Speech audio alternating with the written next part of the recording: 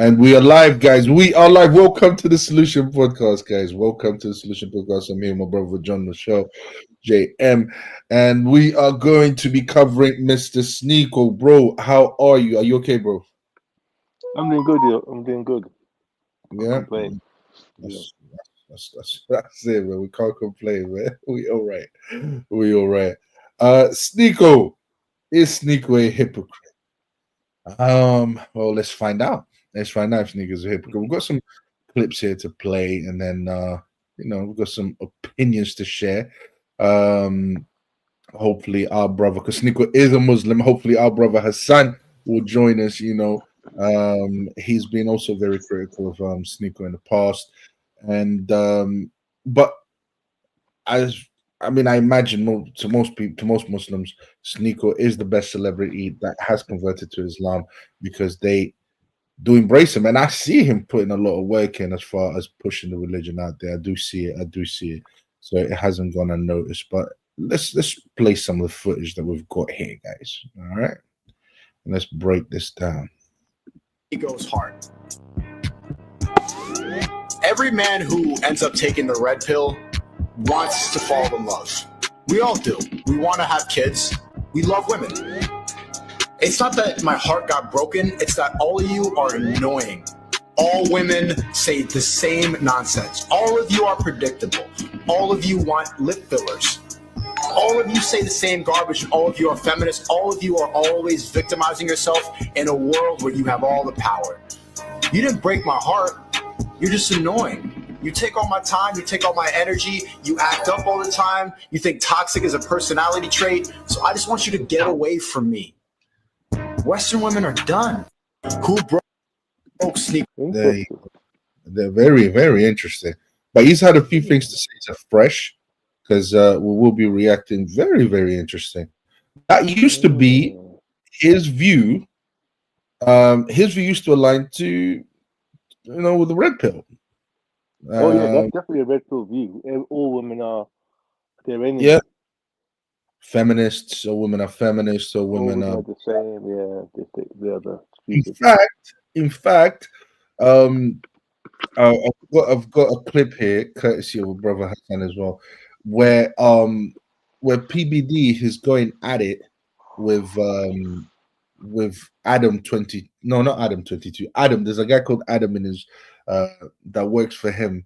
So PBD is kind of let's just say he has some harsh words for Adam for his because Adam is a 46-year-old man that still talks about the red pill as if the red pill is the truth. He's still saying what Sneako is basically saying here, that all women are this, all women are that, the dating scene is crazy, blah blah blah blah. And PBD basically lost his temper. PBD said, "Shut up, you're talking nonsense.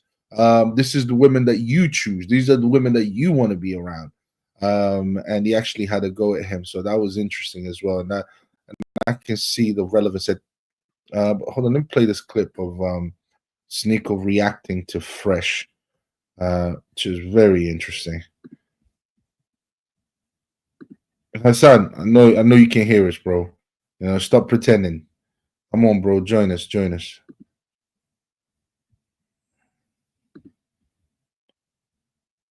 There he is.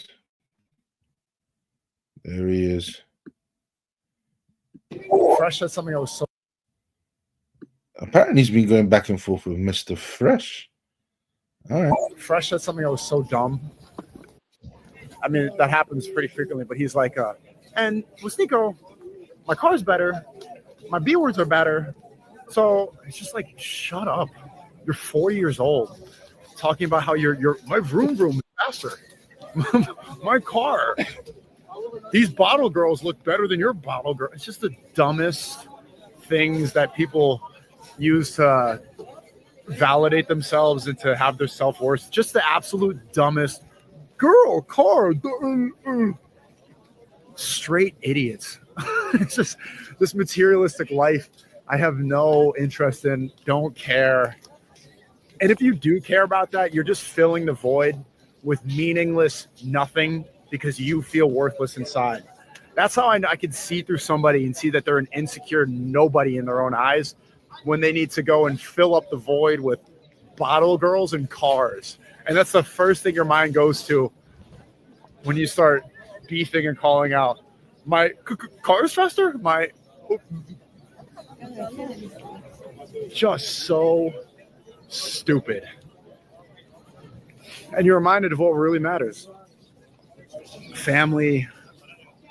These connect. Like, you don't need all that stuff, bro. There's no need for any of it. This is why I love being here. This is therapeutic, because people of all different status, wealth, just come here and go on the rug, read. Like, that's all you need. That's all you need. Thoughts? Very interesting. It's interesting because we're going to see a video later on of him making white supremacist comments. You're going to see him, and and what I find funny with this guy is he'll say Islam woke him up. That would be his. If you were to challenge him and say, "Oh, you changed your tune now," there was a time when you were on the Fresh and Fit panel regularly, and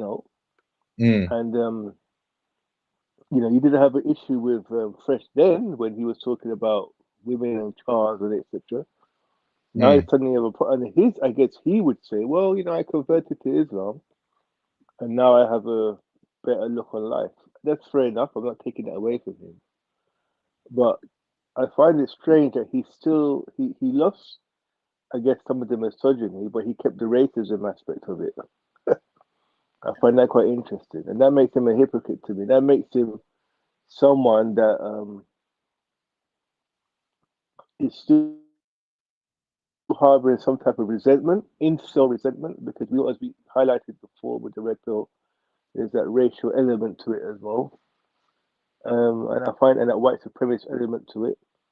I find it strange that he's still holding on to that element of the red pill, but I guess he's discarded some of it. Do you know what I think is interesting about this? Is that he allowed whatever Fresh said to trigger him. Oh yeah. Bro, you've moved on. You're into religion now. But you know what the trigger is, though, Nelson? Because he has lost out financially. So what it is that when he started talking about the Jews, he was deplatformed. That's what happened to him. It happened to him and it happened to Myron. They were deplatformed.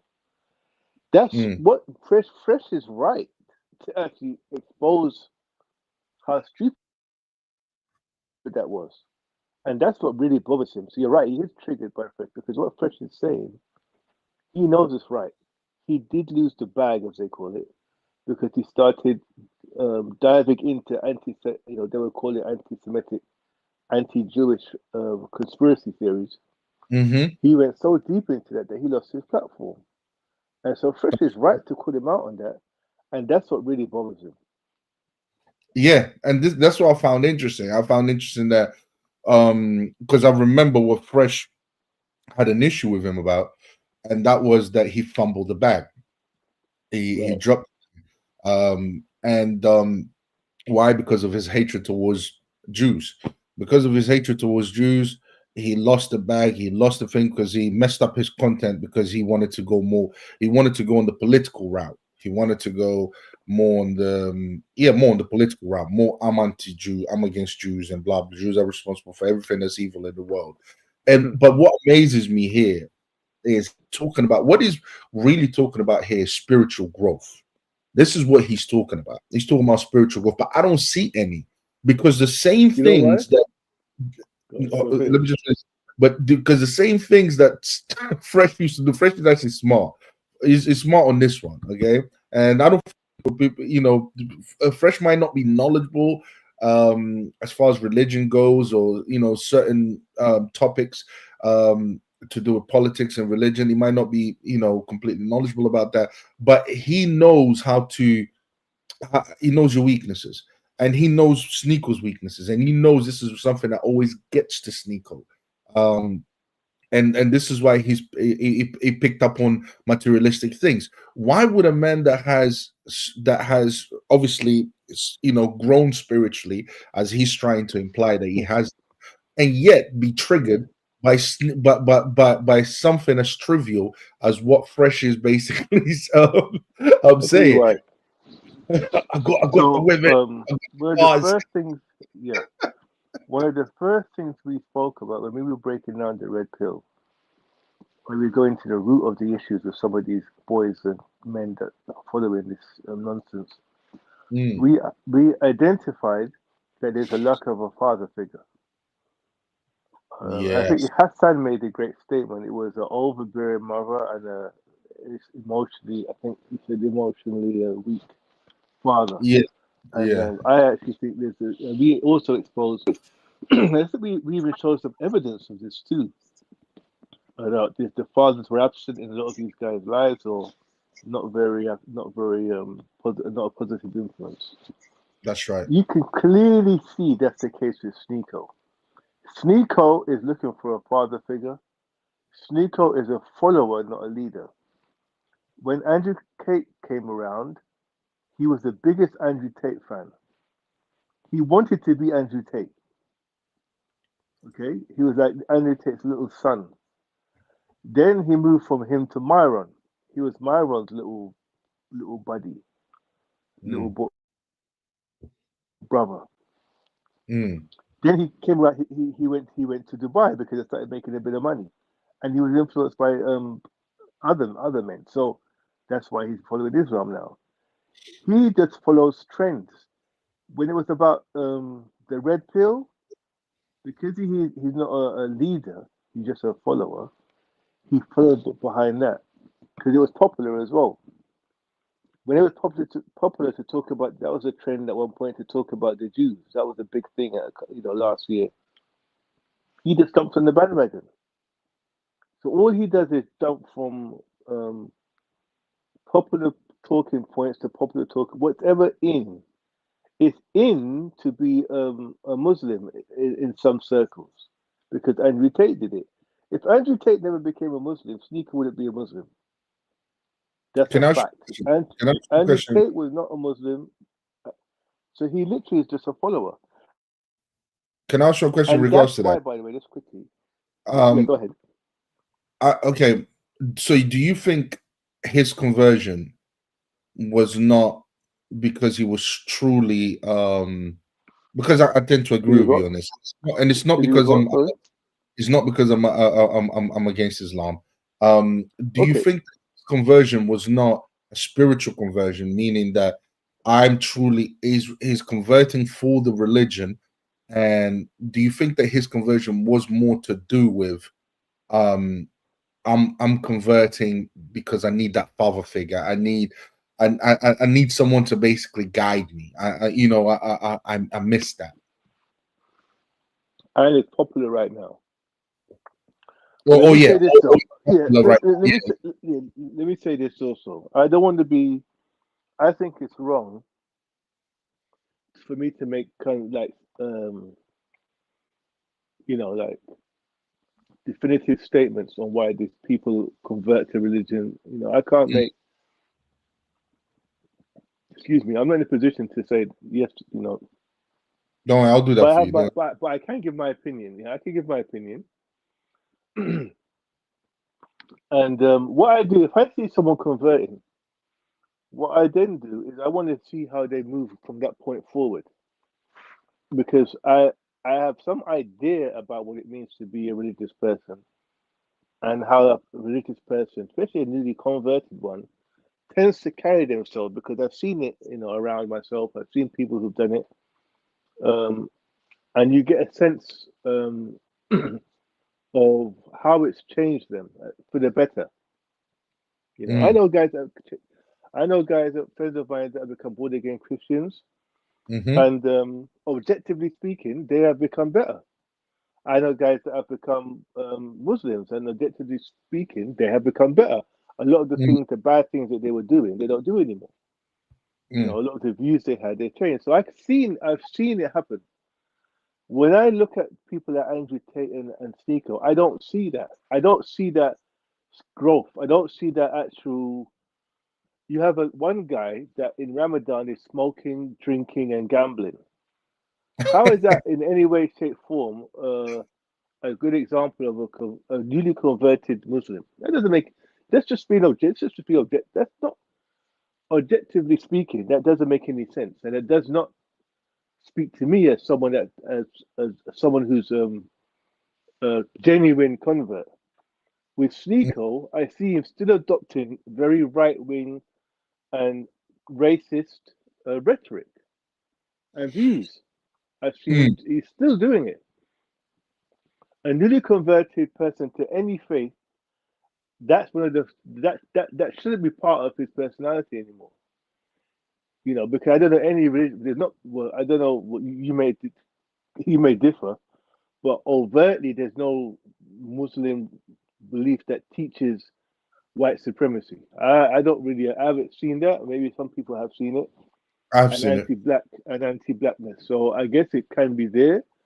But why would but if you're a newly converted person, I would find that weird that would still be part of your.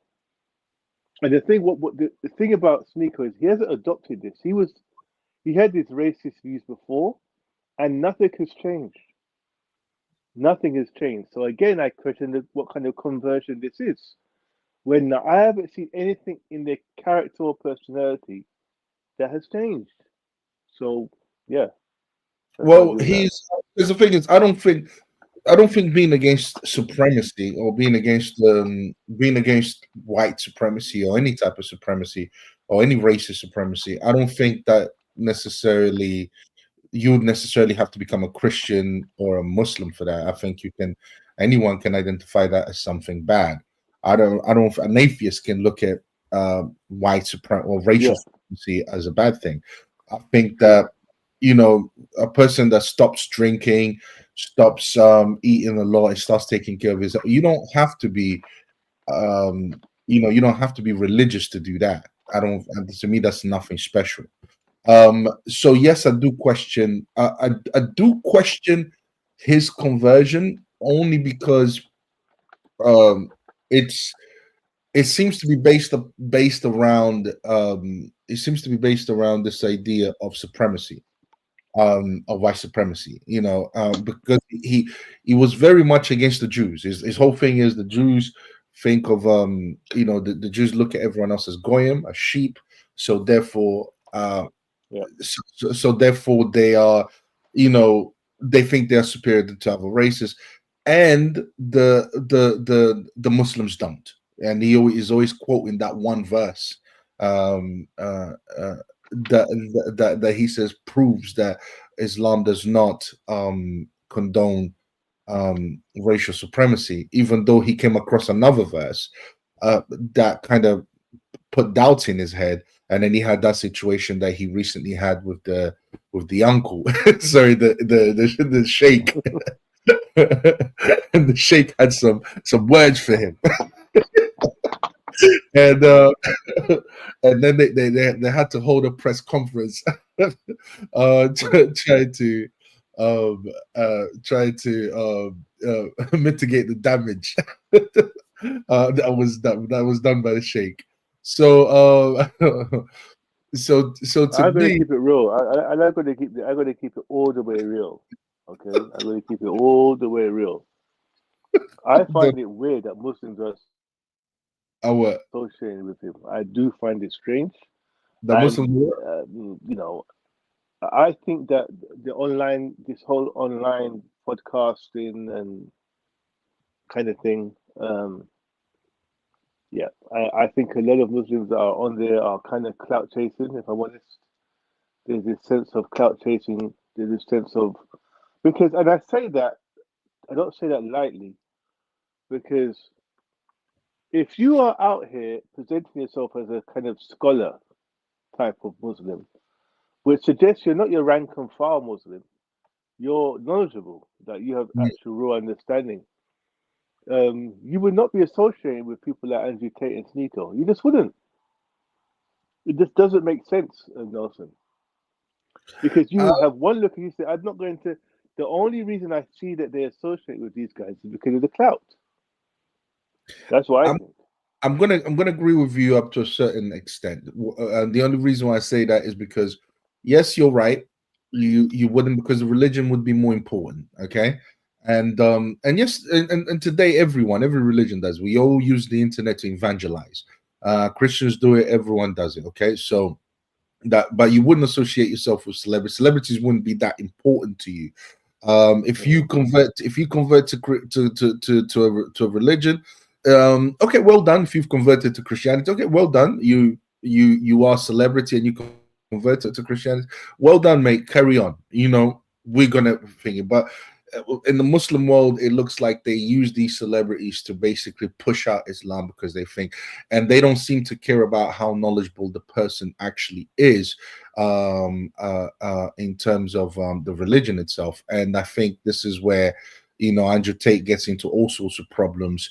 And what's his name? Instead of the guys that do dawah, that push Islam out there, instead of them telling them, look, before you say anything, why don't you become educated in the religion and so on. We are happy that you've converted. We are happy that you want to be part of Islam, but please, do some reading, become knowledgeable on the religion, and then comment on the religion, because otherwise what you say might cause more problems than thinking. But they don't seem to care about that. They just let the guy go out there. The argument could be they're using him. An argument that their argument could be, we're just using these guys because to push Islam, because they have a following. But I would even question that, to be honest. Yeah, then they're using a gimmick to push your faith. They're using gimmicks.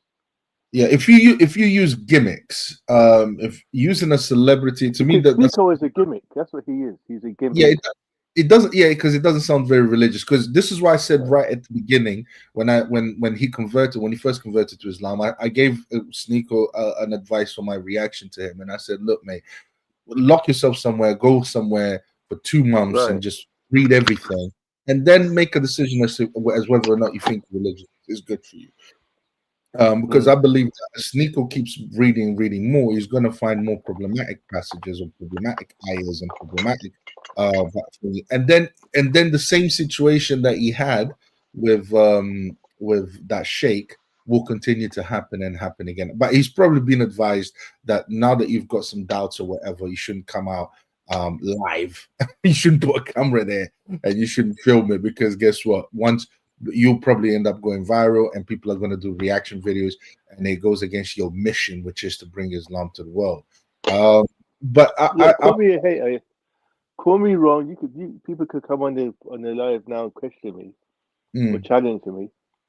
When the day where his popularity subsides and he's no longer able to go on to elicit a following on YouTube or whatever, it's the day that he gives up Islam. Now, it's a hard statement, but that's what I believe. The day that what? Say that again? The day that he no longer has a following, online following, is the day that he gives up Islam. Ooh. Challenge me. I'm happy to be challenged. That's very, very interesting. That's a very interesting theory. But yeah, because I'll be honest with you. Look, listen, but Sneako is winning in comparison. If I was to say who loves Islam more, I would say Sneako is why? Because let me tell you why. I'll tell you why. I'll tell you why. Your Ordinary Chris says, yo, what's up, bro? How you doing, Your Ordinary Chris? Shouts to you.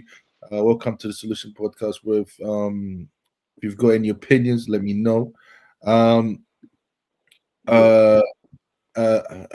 Hassan says, PB UK is wrong, laughing out loud. Bro, just join and just join us and let's find out why it's wrong. Right. You Are Ordinary Chris says, why are Muslims, specifically men, so easily tricked by Muslim grifters like Tate and them? That's interesting. I personally believe it's lack of, a lot of Muslims lack knowledge, and so they grab onto these celebrities, because they believe that they're winning. They believe that this is a sign of our religion winning against everyone else instead of, but that's not what religion is about, because ultimately the one who wins is the one who goes to heaven. So it's not trying to impress the world with, you know, how you'll win beating other religions is that's not what your focus should be. Honestly. you got the judgment day to worry about. And Hassan said, nah, the views are up when I'm not on. Yeah, shouts to you, Hassan. Shouts to my brother Hassan. Yeah. He's been back and forth with me on Twitter, so he's probably still very upset with me. But I'm always here, bro. I'm always here, man. Open book. Yes, you were saying. Yeah, you made a statement about why is he kind of seems to be more accepted than Tate. It's because Tate is the lead. The guys are whether I don't particularly like the guy, but I'm, you know, I have eyes and ears. I can see what's going on. He's a comedian. Tate is the leader. Well, Tate is the leader, and Sneako is a follower. So because Tate's a leader, in a sense of he doesn't really seem to take. He does what he wants to do without a real care of the community. That's why he would smoke and drink in Ramadan, because he's like, who's going to tell me anything? And I'm not here trying to take a favor. So Sneako being a follower, he is going to come across as a more sincere Muslim because he doesn't want to upset his peer group. You see my point? Okay. He doesn't want to upset his peer group. But he has the problem with him. He has different peer groups that he's trying to appease, and that's where the contradiction and hypocrisy comes out, because he's trying to appease his Muslim peer group by being the quote-unquote good Muslim, and I'm no longer into this, and I like family, and blah, blah, blah. Yeah, that sounds great. But he's also trying to appease his right-wing Kanye West type, Nick Fuentes audience too. How? That's where the white supremacist language comes out. That's where the anti-black statements that he still makes. We're gonna play that video. We're gonna play that video. We're gonna play that video. We're gonna play that. Right. So that's where that shows again that he's literally just he's still a young-minded person that is constantly seeking validation, and that's what happens when you don't have a strong father figure. You seek validation from whoever gives it, and he seeks validation so much from his audience or peer group, whatever you call it, that he comes across as a hypocrite. I would only agree with you because I can see that he hasn't read the Quran. I can see that he hasn't read the Hadiths. I can see it just by listening to him.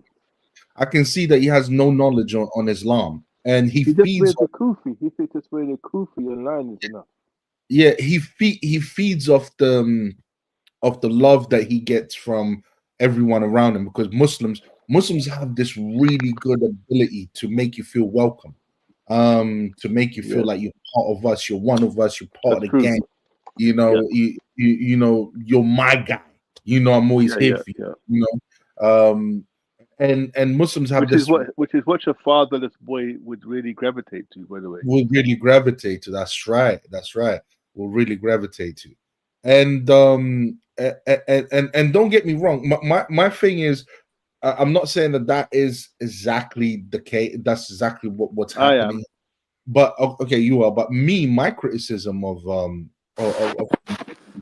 I can see that he's not knowledgeable. I can see that he's not knowledgeable in Islam. I can see that he is not. I mean, how long has he been a Muslim for now? And shouts to Hassan. Hassan is on the panel. Also, shouts to Aaron McKay, my brother Aaron McKay. Quick reviews, Aki. Quick reviews, Aki. I think he's talking to brother Hassan. You guys are more than welcome to jump in, guys. You know, in fact, what I'll do is I'll put the link in the chat. We just here chopping it up as far as Sneako goes. But yeah, my reason for my thing with Sneako, the link is there, guys. If anyone wants to jump in and offer their opinion, they're more than welcome. Yeah, my only issue with Sneako is basically that Mr. Sneako doesn't seem I know he knows nothing about Islam. I know, I can tell.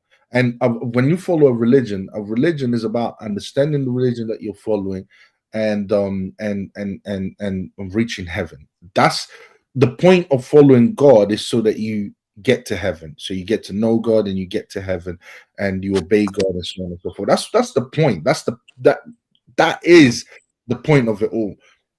And Sneako, if you can't even be bothered with all these years of being a Muslim, if you can't even be bothered of what the Quran says and the Hadith say, you know, it's apparent that you're there for other reasons. Your conversion is not really about God. But yeah, we've got brother Hassan here. Shout out to Hassan, man. Go ahead, bro. Hello, Just everybody.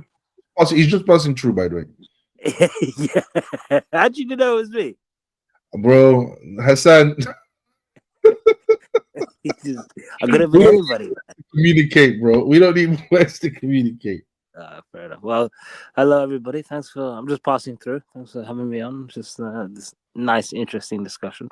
Salam alaikum to brother Aaron in the chat. Hope you're well, brother. Hope you're getting better. But yeah, I only wanted to jump on to respond to what the guy why can't said. you say salam alaikum to us as well? Well, so I just said. Peace be upon you, bro. That's all it is. Good, yeah, good. I was saying so. Yes, I wanted to respond to what the guy said in the comments. He said, "Why is it that Muslim men are so gullible?" Or something along those lines. Could you put it up again, Octavio? Yes. You ordinary Chrissy says, why are Muslims, specifically men, so easily tricked by Muslim grifters like Tate and them? This is a great question for a Muslim to answer. I've got my reasons. Go ahead. That's a great question for you to answer. We've had the question answered before on this podcast of, can an individual be in a position to make the judgment if one is a Muslim or not? We judge by what's apparent. Okay, so Andrew Tate makes some mistakes. He's got some bad habits. He says some foul things and such. But are we as a layman in the position to say that he's Muslim or he's not a Muslim? No, we're not. So to refer to him as a Muslim grifter, no, he's just a Muslim who has poor characteristics, poor character. Having said that, why was there unfortunately, such a gravity? Why did people gravitate to him so much when he converted?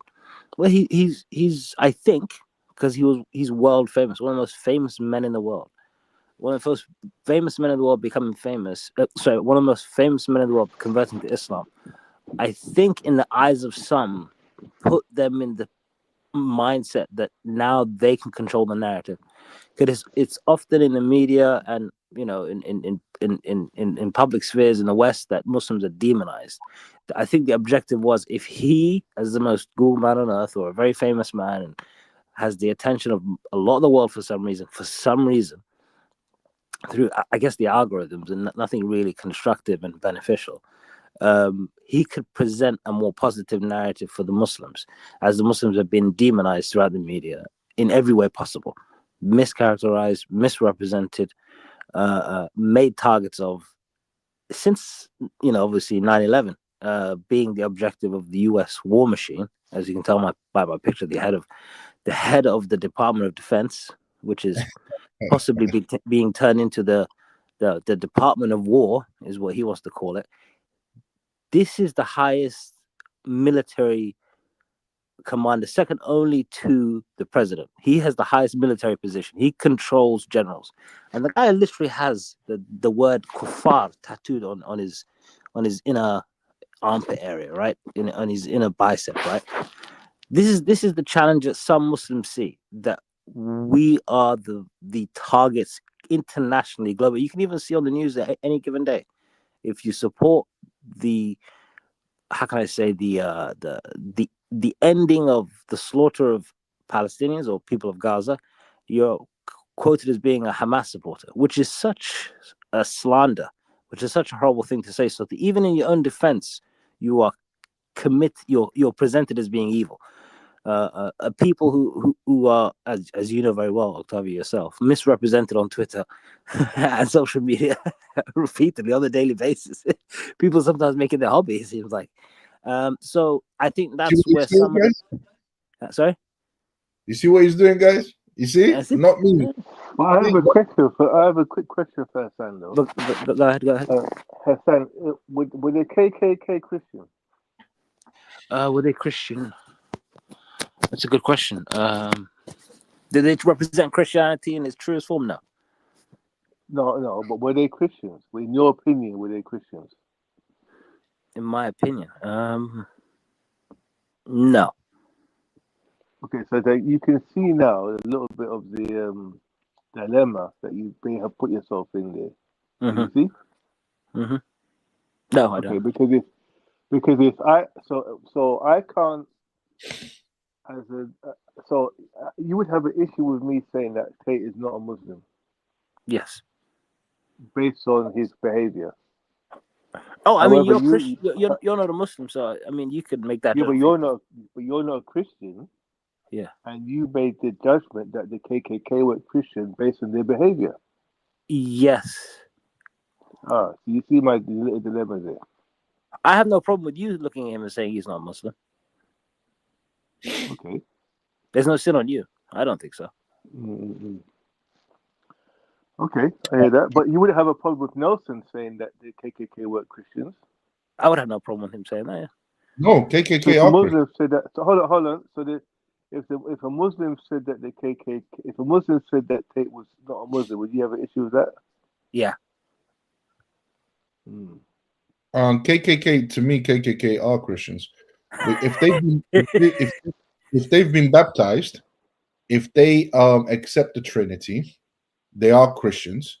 But are they following what Christianity teaches? No, they're not. That's just a fact. Okay, so then again, there's a further question I have to ask them. Hold on a second. So let me just finish this. If their actions do not match that of Jesus Christ's teachings, then I would say what they're doing is these are Christians who are disobeying Christ's teachings. But are they Christians in the sense that they've been baptized as Christians? Are they Christians in the sense that they've been baptized? They believe in the Trinity. Yes, they are Christians in that sense. But are they obeying what Christ taught? No, they are not. They're in fact going completely against Christ. And these are the Christians that Jesus Christ is basically saying at the end of time on Judgment Day, I will not recognize you and you will be sent to hell. When you're going to say to me, didn't we do this in your name? Didn't we believe in you? He's going to tell them, go to hell. I don't know who you are. So even Christians will be sent to hell. So it's not that Christians will be saved. Christians are under judgment. Yes, we can be saved. We can be saved if we follow what Christ taught. But the Bible is very clear. If you don't follow what Christ taught, you will go to hell. So these are Christians that they are not following what Christ taught. So they will go to hell. So your criteria for someone being a Christian is just a belief in the Trinity. Sorry? Your criteria that you're using to identify a Christian is just someone that believes in the Trinity. Someone that believes in the Trinity. Yes, that's according to what you just said. That's the only criteria that you're happy with. No, that's not the only criteria. What else then? Of course, there is obeying what Jesus Christ taught. That's another criteria. So you can't call the KKK Christians then? No, I can, because they've been baptized. No, they're not obeying what Jesus taught. Yeah. Oh, yeah. Absolutely. In hold on. Do they satisfy that side? Hold on. Do they satisfy that side of the criteria? No, they don't. So in Jesus Christ's eyes, according to what he taught, are they Christians? No, they're not. Jesus Christ himself. No, sorry, they are Christians who will be sent to hell. So they because hold on a second. Jesus Christ makes it clear on the Bible. He says, not everyone that says to me, Lord, Lord, Lord, will enter the kingdom of heaven. Only those that obey the will of my Father. And on that day, many will say to me, didn't we do this in your name? Didn't we cast out demons in your name? Didn't we do that in your name? Didn't we? And Jesus will say, get away from me. I do not know you, you evildoers. So So at the end of the day, yes, are there going to be loads of people that call themselves Christians? Because, bro, if no one is perfect. Let's be clear about this one. No one is perfect. Everyone commits sin. So, but what KKK was doing, their actions was what we would call mortal sin. What they were doing was truly evil. They were going against Christ's teachings. So are they Christian in the sense that they've been baptized? If you've been baptized, if you believe in the Trinity, yes, you are Christian. But if you the way you live your life does not match that of Christ, or does not obey the teachings of Christ, you will go to hell. I'm in danger of going to hell if I don't change my life, if I don't repent, if I don't obey. No one is. We are promised heaven in the sense that we can get to heaven. But we are not promised heaven in the sense that if we don't change our lives, we will get to heaven. As a Christian, there's no guarantees, bro. We will go to hell if we don't repent and change our lives. It's that simple. From me to the KKK guy.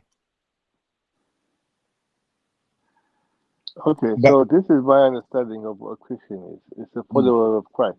That's how I've always identified a Christian. Someone who's a follower of Jesus Christ, that believes that that's their Lord and Savior, and they adhere to the teachings of Jesus Christ. Not baptism and not believing in the Trinity.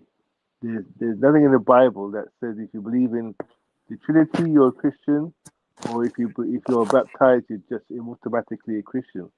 What the Bible teaches is that if you're a follower of Him and His teaching, then you're a Christian.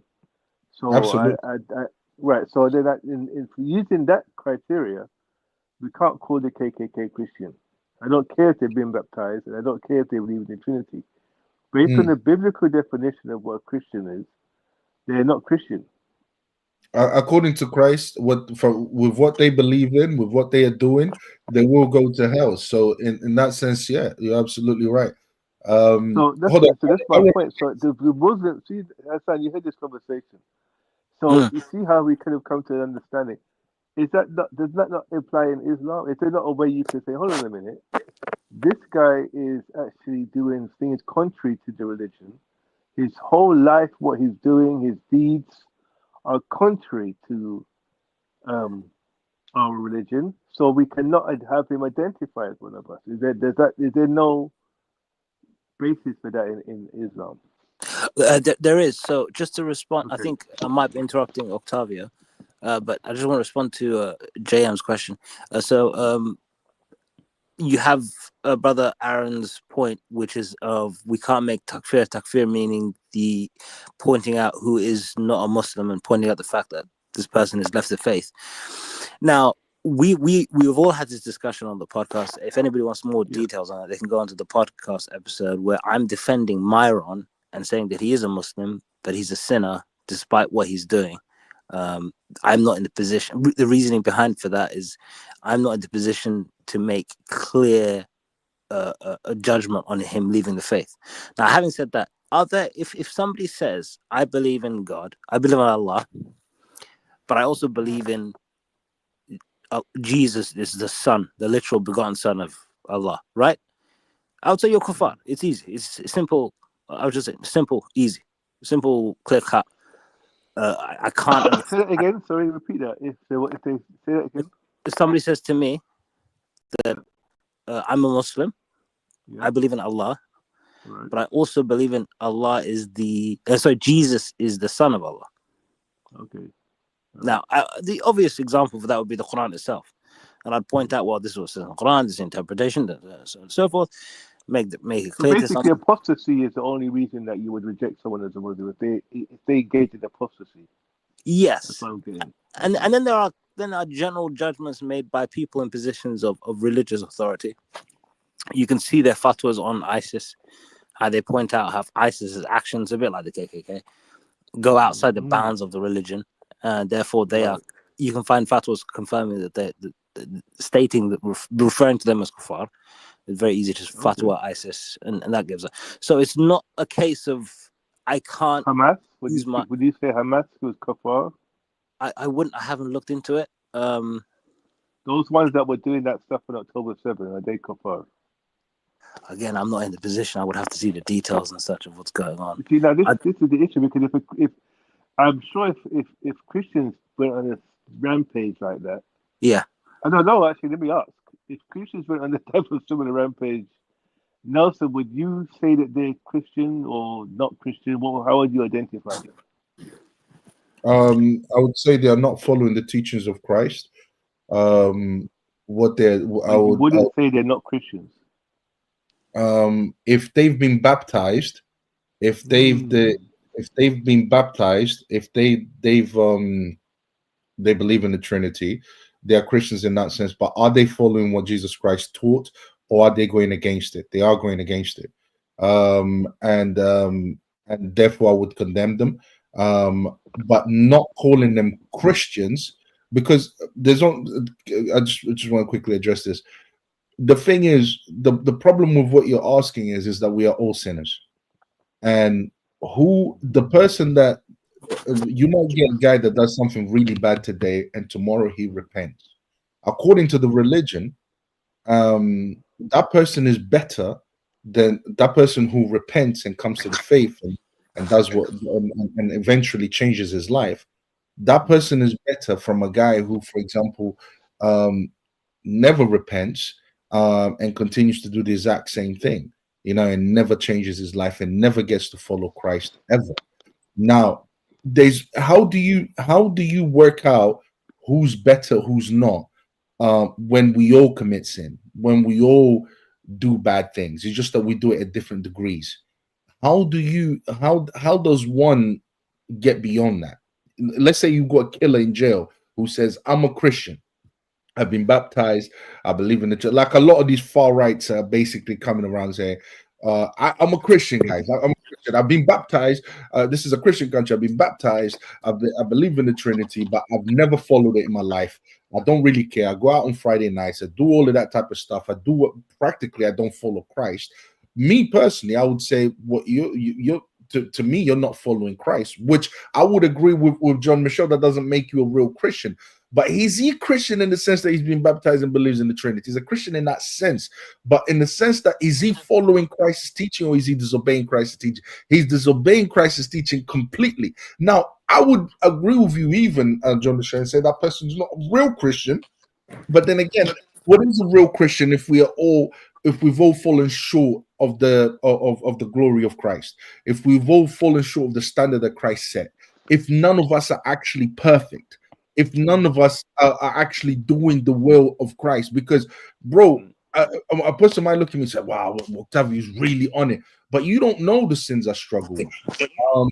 But some people's sins are more clear for you to see, because we can all, could go on social media and see what they're doing is wrong and so on. And we can sit here and make these judgments. But we don't know what's going on in every person's personal life. Something might come out about me that you'll be like, wow, I thought Octavio was really, you know what I mean? He was really that type of guy. Really a Christian and following that type of stuff. It's hard to make that judgment just because everyone sins and everyone falls short of the standard that Jesus Christ set. But we are all called to basically reach that standard. We are all called, and we are told that if we don't repent and we don't get to that standard, we will not get to heaven. That is the predicament that we are in. So I'm not going to pretend to give you a straight up answer. I would rather explain you the dilemma, and then you can make up your mind as to what you think is the right way of going about it. True enough. And even I have to make. Sorry, Jay, I just wanted to make a correction. Go ahead. Even I have to backtrack to the point where Octavio is, because Brother Aaron has just pointed out the example I've given of a person committing idolatry or associating partners with God. It would come under shirk being idolatry, and he states here 5 categories of shirk, five categories of idolatry, which points out to the process that one has to take to come to the conclusion that somebody is outside of the fold of the religion. It goes back to 5. Can you remember them? I haven't actually definitely not off the top of my head. If that brother is bad. You should know. Now, if the brother that said it, if the brother could write the 5, I'll be just interested for my own knowledge. Please. Hassan should really know, innit? Hassan should really know. Because I'd be interested to know what it is. They have specific Arabic names, and I'm sure if I took a minute to wrap my head Hassan around. no more than this. That's You should stuff know. my Salafi school of Salafi books and whatever.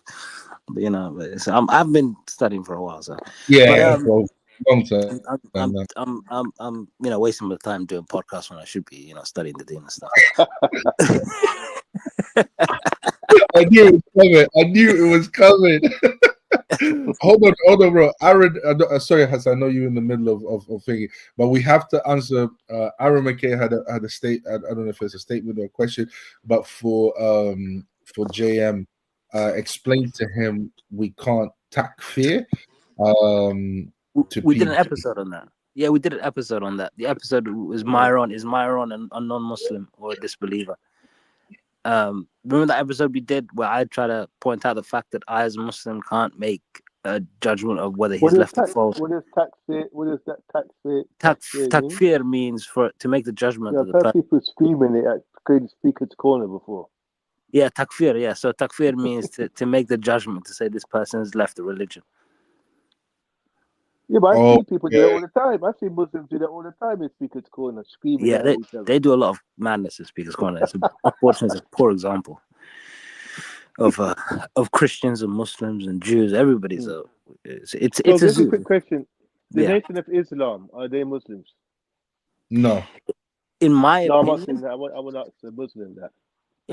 In my opinion, in my opinion. Those are like no. I'm sorry. So I got one for you. I got a question for you after. in my limited understanding and shortcomings on these topics, I would say no. Specifically because I've heard Elijah Muhammad say a few things that would make him a false prophet, in my opinion. Go ahead. You want me to say?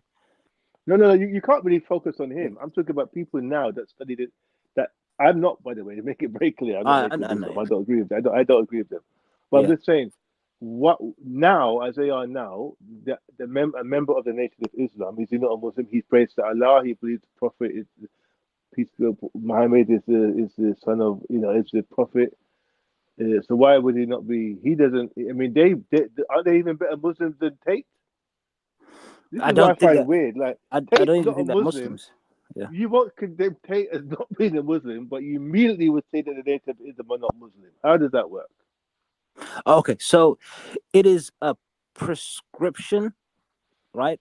It is something that is prescribed. So it's the faith it's in one statement. Qala Allah, qala Rasul, meaning what Allah says, what His Messenger says. The boundaries and the definitions of a Muslim are defined by Allah and His Messenger. Okay, that makes sense. Anything outside of that is an innovation and should be rejected. So if you can't source back the understandings to Allah and His Messenger through a general school of consensus as well, it shall be rejected. Now, what give us one example. Okay, so for example, the Nation of Islam, right? Yeah. Give the Nation of Islam. I don't know enough about that school of thought, to be honest with you, but I'll focus more on Andrew Tate because I think I know Andrew Tate more than I know the Nation of Islam. I don't want to scramble my mind trying to understand. No, but I do want to see why you immediately would like kind of condemn a member of the Nation of Islam and not being a Muslim, but you wouldn't condemn Tate. I want to know what Tate's doing that they're not doing, or vice versa, for you to make those kind of statements. Hassan, I'm very curious to know that. That's a great I know the questions for Hassan. Could it be?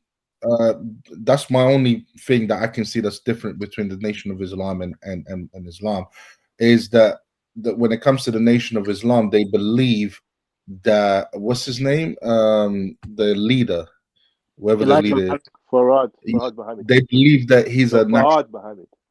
They believe that he's an actual prophet, and Muslims believe that Muhammad was Muhammad, a prophet. Oh, Farhad Muhammad, okay. He's the one before Elijah, right? Yeah, he's the one before. He's the founder. Now he was Muslim, from what I can tell. He was from the Middle East, yeah. Yes. He wasn't black. Well, he was a Turk. Middle Eastern. He was a Turk. Yeah, he was Turkish. Yeah. Yeah. Now you have Elijah Muhammad, from what I've heard him say, Not that I'm just basically from YouTube and audio recordings and such. From what I can tell, he's kuffar. From what I can tell, the Nation of Islam being founded based on false beliefs must be a false religion outside of Islam. Right, Now, because they say that he's the last prophet, not Muhammad. Yes. So Right, I've even heard audio of him saying that the Muhammad referred to in the Quran is me.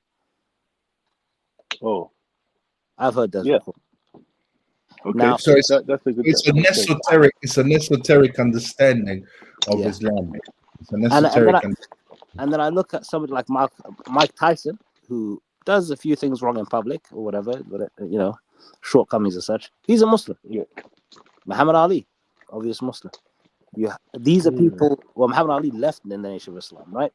So these are people who left that movement. Well, not Mike Tyson. I don't think it had anything to do with them, but someone like Muhammad Ali. He never joined. Yeah, someone like Muhammad Ali who was in the movement and left. He's in the fold, no matter what shortcomings he may have. Right. Because So would you call his them bad? understanding is based on the Quran and the Sunnah. What is been prescribed by Allah and His Messenger. That's it. Now, what So you do would in your private life as an individual, then we'll judge it by case by case. So Would you I take sorry, quick question, just a quick comment before you come in. Yeah, sure. What I take from that then is essentially to be a Muslim, if you agree to those tenets, the behavior is almost not really, how you behave is not really that kind of Pertinent. important, I guess is the word. Yeah, pertinent to being accepted. That's a great question. Is that correct? Let me clarify that. There is your relationship with God, and there is your relationship with the people. There are many wonderful, decent, I assume, members of the Nation of Islam who are great people in the community, who aren't murderers, liars, and thieves, and pimps, and so on and so forth. Their relationship with the people is intact. I'm assuming, based on the school of thought, their relationship with Allah is not intact, because Muhammad is the last messenger and prophet, not Elijah Muhammad. So there needs to be 2 points of contact. One point of contact affirms your faith. One point of contact affirms your commitment to the faith, right? You do drugs, or you sell drugs, or you commit crime, or things like this. Yeah. You are committing sins, but your attachment to God, and therefore an access to salvation, hasn't been cut off. Forgiveness, should I say? Now, you cannot do drugs and be a great person and be loved by the people and be a good member of society and decent human being, which is the ultimate, generally speaking, goal of any religion. Because you have a good connection with God, you're going to have a good connection and be harmonious with, be good to good people, and obviously be defensive against bad people and such. Yeah. Now, if you don't have that connection, it's all worthless, because ultimately, what is Christianity, what is Islam, what is Judaism, it is meant to be the message from God to humanity to bring them back to the one true source and not lose themselves in sin, which is the worldly life and so on and so forth. Going back to the story of Adam and Eve, and so, which is the ultimate. I want to use the word dogma, right? Which is the ultimate belief system set forth from God. Now, those are two separate things. I look at Andrew Tate, a person who doesn't necessarily have the good relationships with men, women, general members of the public, whether it be Muslims or so on and so forth. I think that's not intact. But who am I to make clear and make judgments when your attachment with God hasn't been questioned, because you affirm that Allah is the final God, Allah is the one true God, and Prophet Muhammad is the final messenger. Now, that seems to be attacked. This is interesting. You know why? Because it completely goes against. It's you could, in this statement there, you can see the complete reversal when it comes to Christianity. Because Christianity literally says you can't just call on, as Nelson highlighted the scripture, you can't just call on Jesus. Say, well, I did believe in you, because it talks about your without works instead. So with the Christianity, it talks about the works. So their behavior is key. In fact, in Christianity, I suspect that the behavior is probably more important than the have, like then just calling on Jesus and believing in him. It's complete reversal almost. I don't think so. I think Christianity does say works, and you should judge by a fruit from a tree by its fruits and such. Yeah, but it's the same with Islam. It goes into great detail of you do not shortchange people, do not do this, do not do that. You have a disease in your heart. But the condemnation is not there. In Christianity, you get condemned. But this is the difference. This is a great point. Andrew Tate was he widely condemned publicly by every single Muslim scholar that is on YouTube about his drinking, smoking, and gambling in Ramadan? Go ahead. You make a very good point, and I was actually thinking about this. And interacting with Christians, I know what the key factor difference is. Again, I'm not an expert on Islam, and I'm definitely not an expert on Christianity. But there's a term I hear Christians say, and again, I'm trying my best, and God forgive me if I fall short. Allah forgive me. So we correct you. Yeah. I'll correct you. Don't worry about that. Well, you can't correct me with Christianity because I know little to nothing that I can hardly go any wrong. I can't do wrong. But don't worry, I'm here, bro. I'm here, bro. Thank you. But it's my point of Islam. I don't want to misrepresent Islam, but I don't think, God forgive me, and please correct me, Aaron, if you know. But based on my conversations with Octavio and I guess other Christians, you guys have this concept of righteous judgment. Yes. I don't think we have that. The Bible does actually slightly frown on that and says not to do that. There's scriptures in the Bible that are very, very wary of people that do that. No, you have to understand what righteous judgment is. If I see someone clearly doing something wrong, okay, let's say someone is beating up a woman, right? They're beating her up in front of me. That's clearly wrong. You've got a man who's stronger than this woman, is beating her, or he's trying to rape her. That's clearly wrong. I'm not going to say I cannot make a judgment on that, because I am making a judgment on that, and I can see, and the righteous judgment is we have to stop that person from hurting that woman. Okay. And if I say what that person is doing is bad, if I say what you were doing is bad, that's a righteous judgment, because what you're doing is evil. I have to call that out. That's called righteous judgment. Now, judging, when the Bible talks about not judging, not being judgmental, it's talking about who's going to heaven and who's going to hell. That type of knowledge you don't have. You're a human being. You don't know who, because there will be a lot of people forget that there's going to be a judgment day. And in this judgment day, God will decide who goes to hell forever and who goes to heaven forever.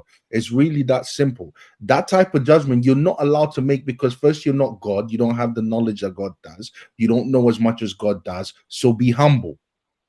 Righteous judgment means I can see that a boy having gender affirming surgery to change into a girl is wrong. I cannot not make a judgment on that, because I have to make a judgment on, because we make judgments all the time, guys, all the time. Even us sitting here and talking about Sneako, that's making a judgment. We make a judgment. We talk about right and wrong all the time.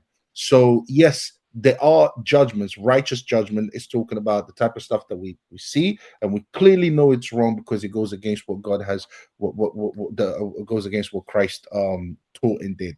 But that other type of judgment, that's to do with who's going to hell and who's not going to hell. Okay, so it looks like I've misunderstood righteous judgment. Based on Octavio's description, we have the exact same thing. You will have people refuting. It's called refutations. You see them on YouTube all the time. You see them coming out saying, we refute this person, and what this person is doing in public is wrong. There should be. I can literally show you videos of debates, people having debates and saying, and people coming out. Now, in terms of Andrew Tate, I think you're right in the sense that, okay, just to summarize, whatever Octavio said, we have the same thing in our tradition. But in terms of Andrew Tate, have I seen enough? I feel like I'm in the same boat as you, where I haven't seen, and it's usually hurt feelings. It's usually somebody coming out, to be honest with you, in the Dawah scene saying, we used to be best buddies, now this guy doesn't even pick up my calls anymore. He's airing me on WhatsApp, he's airing me on Twitter, all this sort of stuff. Andrew Tate is doing that. Let's be honest, it's nothing to do with the general public. Sorry? Who's doing that? Andrew Tate is doing that. He literally made a video said I blocked all you guys, and you guys keep complaining about me. If Octavia can find the video, Andrew Tate said that. Yeah, he literally made it. He what he did is start blocking people who were helping him out and making him quite popular when he converted.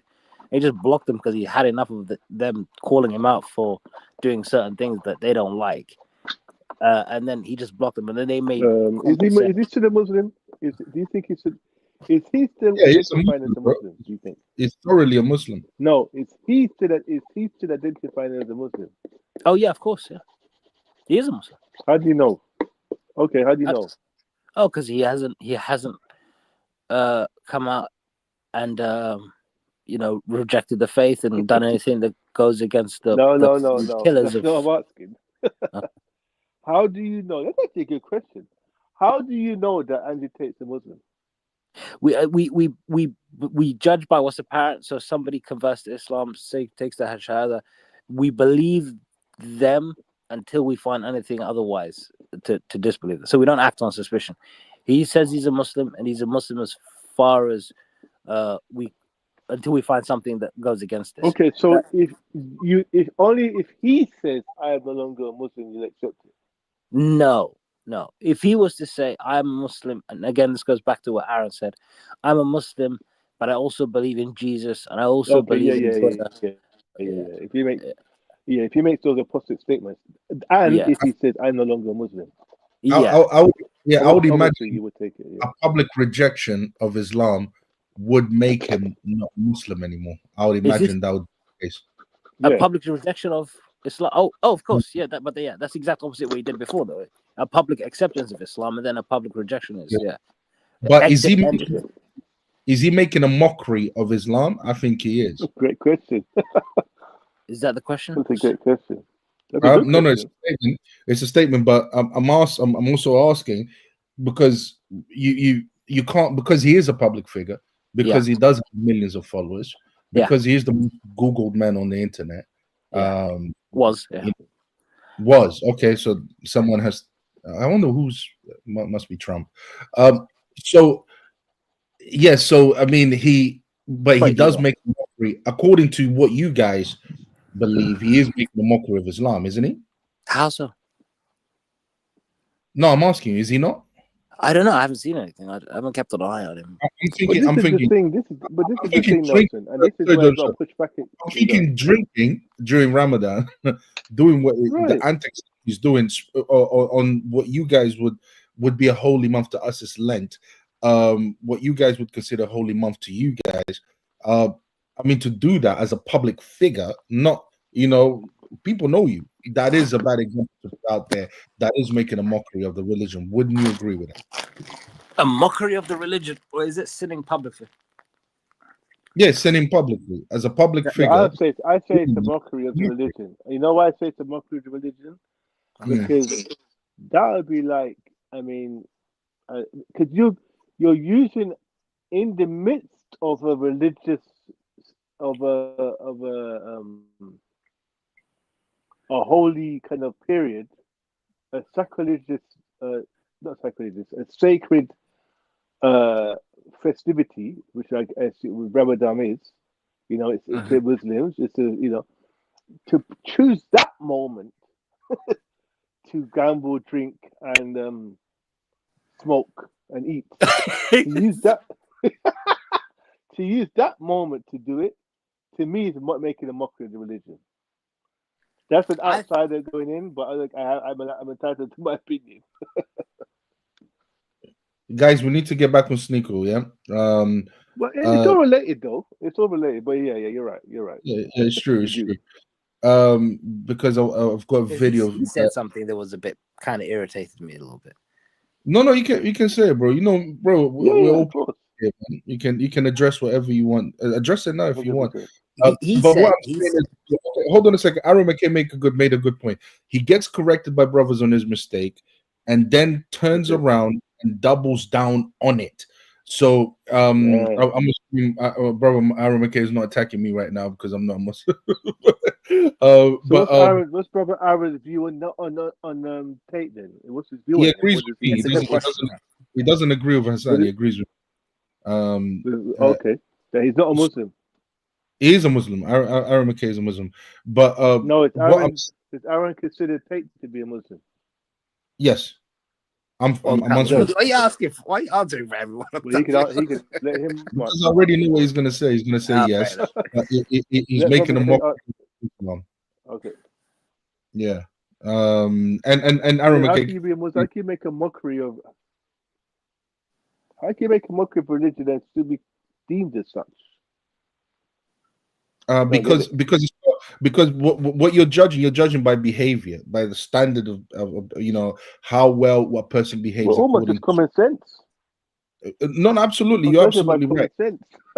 No, no. Don't you The want problem to with safeguard your religion, like safeguard it?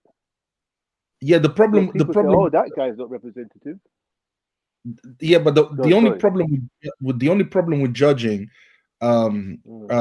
by behavior, by the standard of how well people behave when it comes to following religion, is that everyone falls short of it, and only certain people have a lens are focused on them. But if everyone was to, if you it doesn't matter whether it's religion or any other ideology out there, most people usually tend to fall short miserably, and only certain people really are examples of what you would call a good example of it, if you were to analyze their lives and look into whether they actually really follow every single thing. Most people don't. Most people fail miserably. That's the problem with judging by behavior. But of course, someone like Andrew Tate, because he's got millions of followers, he's got more eyes on him, he's going to be scrutinized more. But if you were to scrutinize everyone, you'll find that people fall short miserably. So no one would really make it to heaven if that was the case, because no one really follows an ideology perfectly, because we are faulty human beings. That's the problem with behavior. That's the problem with judging by behavior. But yes. Sorry, Hassan said there was something bothering him, and he wanted to think. I think it was because I said he's making a mockery of your religion. Because I think he's making a mockery just because, like Aaron McKay said, he has been warned by other Muslims. He continues, and during Ramadan, which is supposed to be the holy month, he even goes as far as gambling, and these are serious sins according to Islam. Gambling. I don't know. Was he eating steak? He likes to eat steak. Eating. Yeah, eating. That's the main thing that he's eating. Yeah, he's eating, he's drinking, he's doing all of that. That's what I'm saying. Again, this is linked to what's his name, Sneako here. I sometimes judge these guys' conversions. And why Andrew Tate is someone that, and Hassan knows this. This is not news. That I've always judged. I never believed that he converted. You've always been very skeptical. Yeah, I've been very skeptical about his conversion, because I never believed from the very beginning that he converted for the religion. And the reason why I didn't is just because I saw how ignorant he was after he spent all that time in jail. He went in with the Quran and he came out just as ignorant. It's like he basically went in with the Quran, put the Quran to one side, and carried on doing what he was doing, even though he had. I want to say this too. This is gonna. I'll be interested to see how you guys respond to this. When the Olympics did that nonsense with the Last Supper thing, when they made a mockery of it. Andrew Tate went out of his way to go into the streets and actually do a protest. About it. Mm-hmm. So is Andrew Tate really a Christian pretending to be a Muslim? Because he went out of his way to bring that up. You're in your holy month, he's drinking, smoking, and gambling. Yeah, and he went was attacked. Yeah, and he got Sneako tried to basically correct him on that, and he went to church, I think during Easter or I think it was Easter and Christmas or something like that. He went to church and did all of that, which really peed off the Muslim. And this is why I say, this guy is a joker. Did he convert for the right reasons? I don't think he converted No, for the right reason. he converted because he wanted to escape to Dubai. Let's just be on. Let's just put it on the table, guys. He converted because he wanted to be in with the guys in Dubai. That's the reason why. That was his escape plan, and he needed to get in with those guys. And you know that converting, they have good business links and peer group out there. I also think he also converted. This is my, and Hassan can correct me on this. I also think he converted because when he was facing, well, I think he's still facing these charges, but when he was facing those charges and he was going to go jail, he was going to go prison, he needed an ally, a group to represent him. And he knows Muslims go hard for their celebrities. So he thought to himself, let me line up with these guys, because he kept, and the reason why I say that is because the rhetoric that he was putting out there was that Muslims don't play. You cannot disrespect them. If you do, he almost describing Islam like a mafia. You cannot disrespect these guys. These guys, you know, they will die for what, all of that type of stuff, right? And I think when he went jail and him going in with the Quran was nothing but, you know, I'm going to side with you guys because I know you guys are going to be on my side and you're going to help me. But when he comes out, and he came out with the Quran as well, when he comes out and I watched his interviews and he knows nothing about the religion, I was just like, this guy doesn't care about the religion. This is a political move. Or I've never heard him say the word Allah. I've never heard him say the word Allah. I've never heard him say peace be upon the Prophet Muhammad. I've never heard him say that. I've never heard him say the word Allah. What I have heard him do is blame Muslims for overrunning Europe. He's openly said those type of remarks. Yes, the right wing. So again, very strange conversion here. Yeah, Hassan, what's your thoughts? I've heard him speak about Allah. I've heard him say Allah is the best of planets. Yeah, I have. Oh, interesting.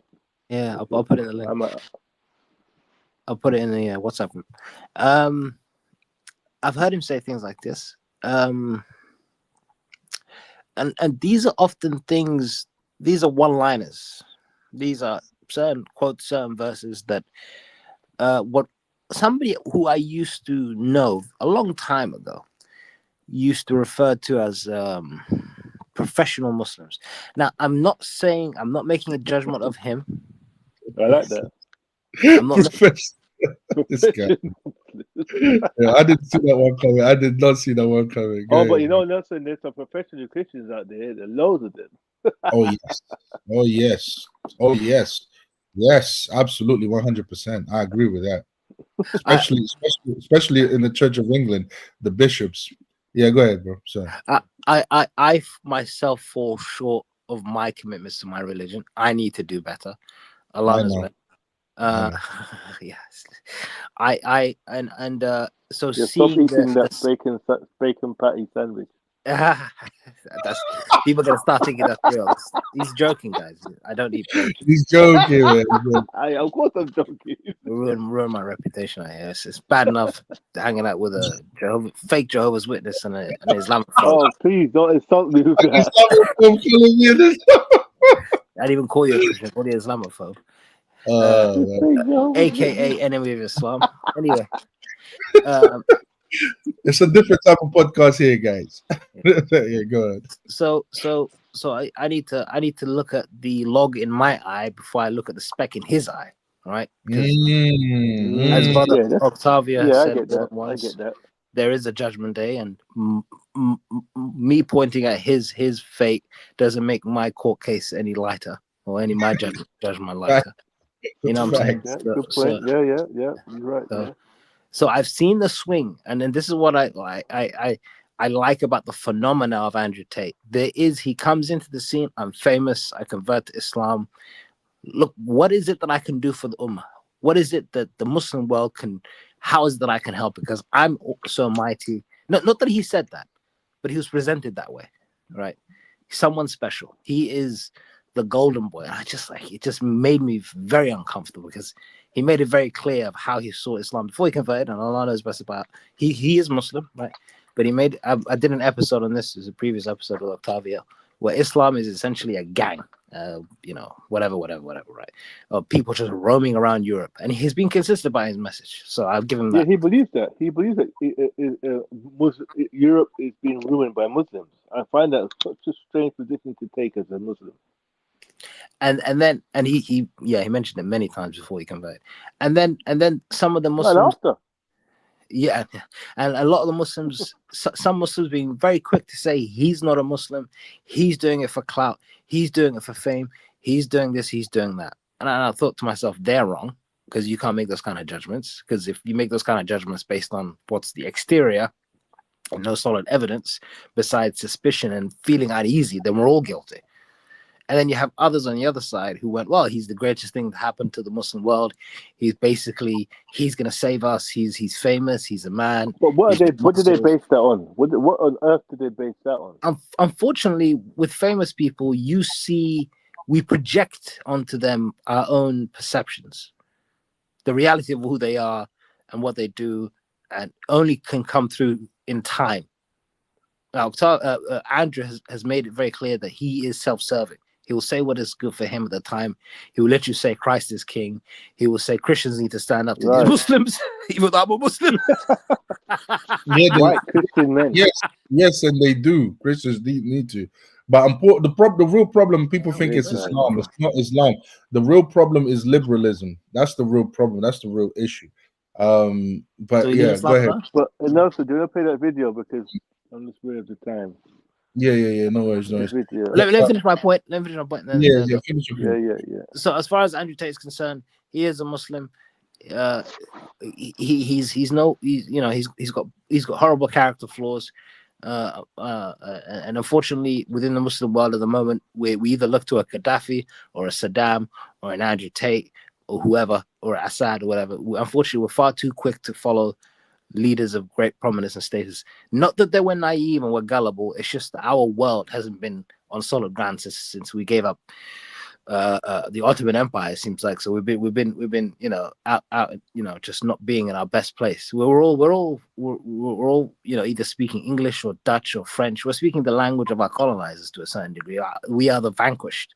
So historically speaking, so we're trying to get up on our feet. We're trying to be better as a people and trying to collect ourselves. So I think this is why we have chosen what is fashionable and popular and immediate to gain grounding and presence and our message to get across, rather than using patience, self-respect to a certain degree, and nobility. If you get my point. Yeah, I get your point. Let's react to this video here. I hear you, Hassan. White people make good countries until they let it get psyoped by Zionists and that porn runs through rampant. But the fact that this is a white country and it's Muslim, two very good combinations to make a good country. Two very good combinations. I'll take those odds. Things are cheap. The food is great. The weather's beautiful. It does get cold in the winter, I heard.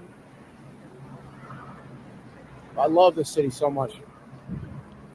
White people make good countries until they let it get psyoped by Zionists and that porn runs through rampant. But the fact that this is... Hold on. Just one more time, guys. I need to hear this properly. This unbelievable statement. White people make great countries until brown people come and mess it all up. Hold on a second. Sorry. Hold on. White people make good countries until they let it get psyoped by Zionists and that porn runs through rampant. But the fact that this is a white country and it's Muslim, two very good combinations to make a good country. Two very good combinations. I'll take those odds. Things are cheap. The food is great. The weather's beautiful. It does get cold in the winter, I heard. I love this city so much. White people make good countries until they let it... So, remember what did I say earlier? I said, this guy is such a validation seeker that he would appease to his two bases, even if it makes him come across as a complete idiot. Even if there's a huge contradiction in it, he was still, because he's such a slave It's ironic that you guys talk about the Matrix, and this guy is actually a real slave to his own kind of Matrix that he's created. He's such a slave to the online community that he serves that he makes statements that are completely contradictory. For him to say that the best country would be white and Muslim, literally is crapping on the majority of Muslim countries. Most Muslim countries on the planet are not run by white people. So he's shitting on Saudi Arabia. He's shitting on Pakistan. He's shitting on Syria. He's shitting on Jordan. He's shitting on Morocco. He's shitting on I could go on Egypt. I could go on and on and on and on. He's crapping on his whole Muslim brotherhood by making that statement. Let's see if he's called out by the Muslim scholars that he sits down and has tea with now. Let's see what they have to say about that statement. Because if they haven't got nothing to say, then I have zero respect for those people that he hangs around with. If there's no comeback for this comment, it tells me everything I need to know about him and the people he's hanging around. Aaron McKay says Sneako has made big strides the last year based on what I saw on display during Ramadan streams. However, he makes mistakes, and I condemn what he recently said about white nations. This type of mentality has no place in Islam and is explicitly contradictory of Islam. And then he says, from your white Muslim brother. I don't know, guys. I don't know. I think good old Sneako, a gift that just keeps giving, is is actually just being honest. He believes that white people make the best countries in the world, and he believes that because he contradicts himself here. He contradicts himself. He says that it should be white people making the country, and Islam being the religion. That's what he's saying. But then he says that until you got these foreign, basically said these foreign immigrants coming in, right? And the majority is no. Hold on. He said Zionists. He said Zionists. Yeah. First, he says if don't until you get psyop, they allow Zionists to psyop the country, and they allow foreign immigrants to basically, or immigrants to come in and ruin the country. So they saying that there's two things there. He's saying that the white people allow Zionists to psyop the country, and they allow immigrants who are mostly Muslims to basically come in, or foreigners to come in, which everyone knows that, what's everyone complaining about? There's way too many foreigners, and when they talk about foreigners, that's just another word for Muslims coming into the country by the masses, and so on. So so he contradicts himself. He's saying that. So what he's basically saying, the country should be white, and the religion should be Islam. Okay, forget the brown people. I believe that this is how Sneako really feels. I think this is how when he thinks he thinks well of Islam. I think Islam is the best religion because it keeps people in check and so on, for whatever reasons, right? And he thinks that white people make the best country for people to live in. This is why you've got all these foreigners trying to come into the country, and according to Sneako here, they're ruining the country. And yeah, what do you guys think about that? Because I think he's just being honest. I'll be honest with you. Well, he's definitely being honest because he's a white validation seeker. He's a non-white supremacist, which there's three of them out there. Myron being one. And Aaron said that. Sorry, bro. Aaron said that no, he says the Zionists let in foreigners. We might have to listen to the video again. Yeah, sorry, go ahead. Go ahead, Jeremy. Yeah, I would touch on that Zionist part too. But we spoke about guys like this. These guys that have ambiguous racial identities where they can't seem to have been able to fit into one box or the other. There's a resentment that builds up. So they think, let me go with what they perceive to be the dominant team. If I can identify with the dominant team and shit on who they shit on, I'll get acceptance. So Sneako is that. He's Haitian and and I think from Singapore. What is that? Philippines. Yeah. So he doesn't want to identify with his immigrant background. He wants to identify with the dominant background, and in doing so, he goes with the toxic element of the dominant background, because obviously not all white people are racist, obviously, but he wants to identify with the toxic element of that dominant society who are prejudiced against non-white people for validation. This is all about validation. Him, Myron, they seek validation from the toxic dominant society, those within a dominant society who are toxic. This is what, because it gives them an opportunity to vent, and it gives them an opportunity to expel their pent-up frustration and hatred. This is why they make these statements. But just going about the Zionists coming, the same Zionists that he's talking about are white passing. They on their paperwork they are identified as white. So the same Zionists that he's saying that are ruining the countries, these white countries, are white identifying. Furthermore, contradicting his statement. Okay. Yeah, he contradicts himself all over the place. Yeah, the Zionists are white identifying. Yeah, exactly. Yeah, the whites. Yeah, right. They identify as white, and then, if you ask a Zionist that, he will say no. But look at their paperwork, and you'll find out. Yeah. What do you reckon, Hassan? I completely disagree with both of you. Oh, okay, this is new. All right. I don't believe that you disagree. He's rebelling. Okay, go ahead. Let's see.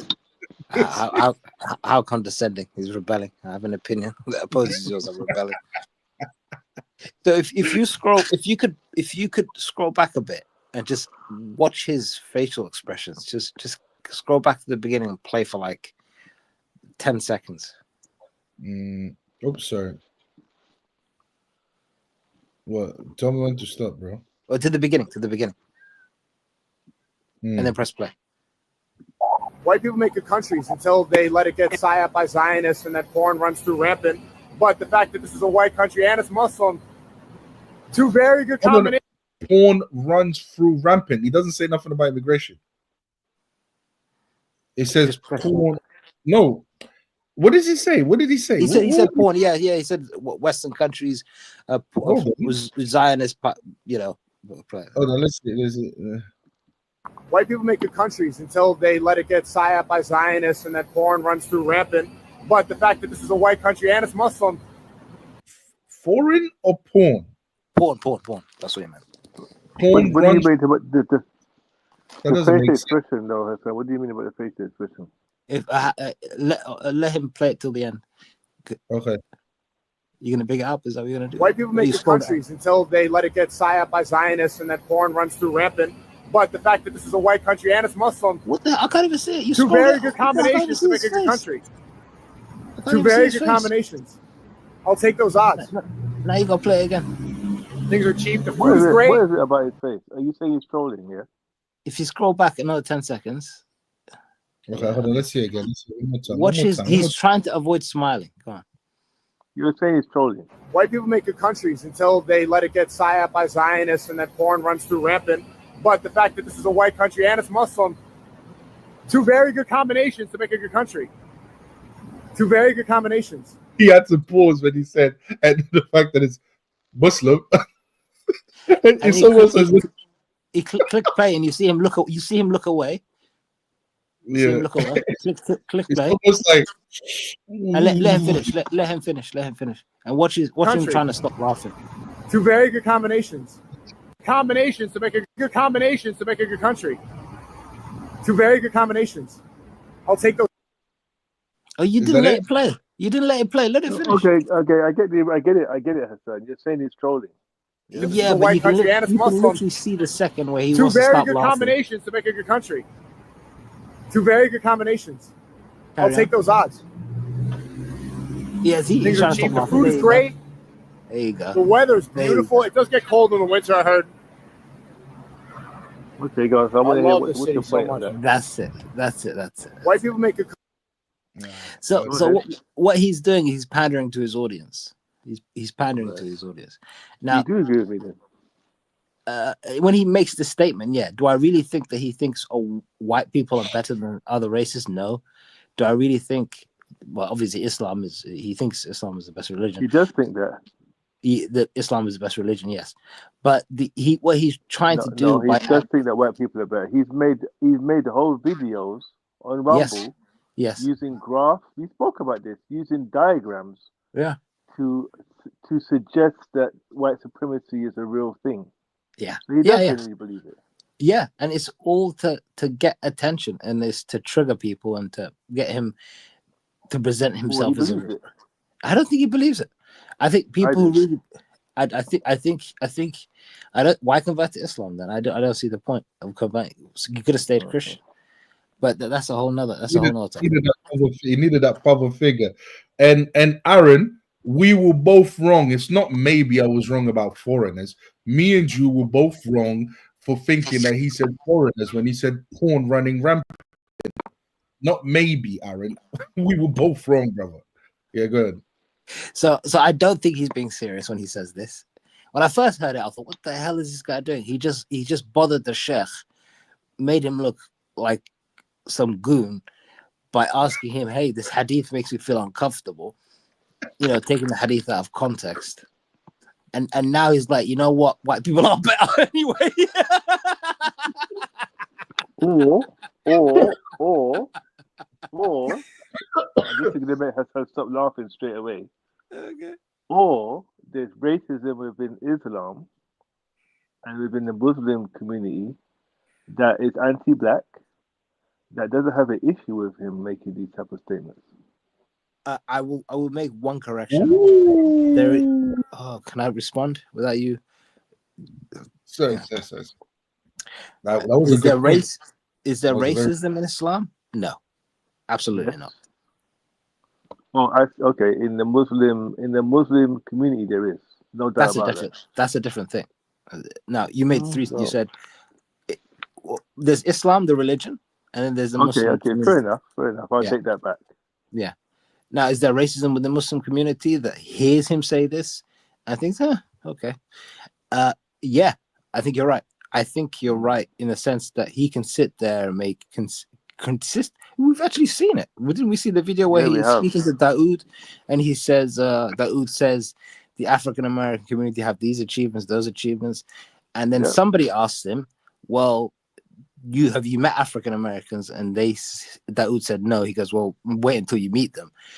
And Sneako consistently during that period was saying horrible things sinful things about the African American community and black people in general. And did that stop him mingling and going places he should be going? Did that deter him? Did anybody stop him at the door and go, hey, yo, could you just calm down? I'm glad you've acknowledged that. Well, I've always acknowledged it. I've been Muslim my whole life. I know the shortcomings that there are within the Muslim community. It's a global community, so there's going to be shortcomings amongst Muslims in the Middle East, in Africa. We are people who are yet to better ourselves. I'd say that. And but to be more precise and more, what's the word? There's a word specific to your point. If he was to say more publicly the criticisms he has or he had, or because he turned on it quite a while ago, he said, oh, this is wrong, whatever, supremacy is rubbish or whatever. If he had those same criticisms of the Middle Eastern community or the South Asian community, would he have been allowed into these circles? Absolutely not. They would have been like, get out of here, you're racist. Just like Andrew Tate, which I mentioned in Octavio's video. Remember Octavio? We did a video and I said, Andrew Tate said this and he did that and nothing happened until he's turned on the certain Muslim communities, and then they turned on him and he said certain words which are racial epithets that nobody forgave him for, and then they turned. Yes, is there a problem within the Muslim community, maybe in the West, in the Middle East or whatever? Absolutely. Is it okay to a certain degree to have anti-black beliefs and statements that may pass and not limit your gain and entry to certain circles? Yes. Is it acceptable to sit around and laugh and say, hey, Is it okay to say the N word? Is it haram? And then it's a joke or whatever. We've all seen it. So I'm not going to be disingenuous and ignore your point that he does these things and he can get away with it. Absolutely. But that's a shortcoming on those people, as you said, in his circle and the people watching. Just say my piece here, yeah. Of course, I agree with you guys. I believe there is racism in Islam and there is racism amongst people. Just like in not Christianity, there is no racism in actual Christianity. Where's the racism in Islam, though? So I got to get you on that point. Well, I would have, there are certain verses that I've cited before that you would have to the brazen head one, yeah, the brazen head one is what you're talking about. No, there's the brazen head. People usually bring that up. There's one to do with a misery of a certain area. Basically, Muhammad saw a black woman with unkempt hair going towards a certain area, and this was a vision. This vision apparently meant that he saw a black woman with unkempt hair going out of a community or going towards somewhere, and he interpreted that as that meaning that that person will bring misery to a certain area. I could be. No, I think you're paraphrasing. I think it was. Hold on, guys. I am paraphrasing. The area would be there would be a class of the area or something. Yeah. I am paraphrasing here, guys. Okay, just because I've been asked the question, but there's others as well. But to be fair, in defense of the Prophet Muhammad sallallahu, he referred to himself as the son of a black woman. So the idea that he would use black woman in a derogatory way would be him talking about himself in a derogatory way. So I don't know about all of that, but there are verses, and if people want to say, oh, it's not really racism, then what I'm seeing there is a contradiction. But the thing is, what my issue with, I don't think Thing is being racist at all. I think he really thinks when it comes to what's his name, sorry, just to address the other point, will racism exist, for example, amongst Christians? Yes, it does. Human beings are faulty, unfortunately. This is why we have to focus on the religion rather than on the people, because if we look at the people, we're going to see all types. We're going to people do all types of evil. Are there people that call themselves Christians and are racist? Yes, there are. Is that based on the religion? No, it's not. Otherwise people can show me exactly where it says that. But the thing is, I don't think Sneako here is being, by Sneako saying, I think that white people make better countries, by Sneako saying that I believe that Muslim is the best religion for it, I don't think he's being racist. I don't think he's being racist by saying that. He has a preference. He travels around the world. He's been around the world, and one thing that he realizes that white people make better countries. I don't think people should be saying, oh, that necessarily means that he's being racist. Maybe he just likes where white people live. He really may think that white people do make better countries. Maybe that is just the case. Is it racist to say that? I don't think it is racist to say that. Are there other countries? We've all got our preferences. Let's not be under any illusions here. We all got our preferences. That's just a fact. We all got our preferences, and but yeah, I don't think he's necessarily racist. He just really thinks that white people make better countries. They do. You haven't been to the Caribbean, you haven't been to Barbados. What I've got to say to that. Best country I've ever been to is Barbados, and that's a black run country. Never mind. Oh no, I have not, brother. I have not. But then again, I don't share his view, because I would have to. I'm just addressing that whole statement that he made. I'm just saying. Yeah. No, absolutely. Yeah, I don't know if he has. Maybe he has. The way he travels, maybe he hasn't gone to that side of the world. Maybe he needs to go to that side of the world to kind of make. This is a person that has consistently made anti-black and white supremacist statements. So this is not in a vacuum. This is someone that had the guy wearing a Nazi on his own channel allows someone to make Nazi signs and wear KKK outfit on his own channel. I found it hilarious. So once you go down that road, I mean, your politics very clear. called him a racist as well because he kept doing the monkey chants to address the carnival, where it's mostly black people. Remember when I called him that? I said, I don't care if he's joking or not. What he's saying here is racist. Because a lot of people, because we can judge a person's intention all we want, but we don't know because we're not them. But if he's doing that, if he's making monkey chants to describe black people in carnival, that is racist. I don't care whether he thinks he's joking or not. That is a racist comment. I don't care. The rest doesn't think. But here, that's his preference. He seems to think that white people make better country. In his defense, I generally don't think he's racist. So I could say that there's racist. So I could call him a racist Muslim. Yeah. I don't see why not. All right. Fair enough. I will. Of course. Yeah, the only reason I'm saying and I'm defending him in this context is because I'm trying to see the bigger picture here. Because I see what he's saying.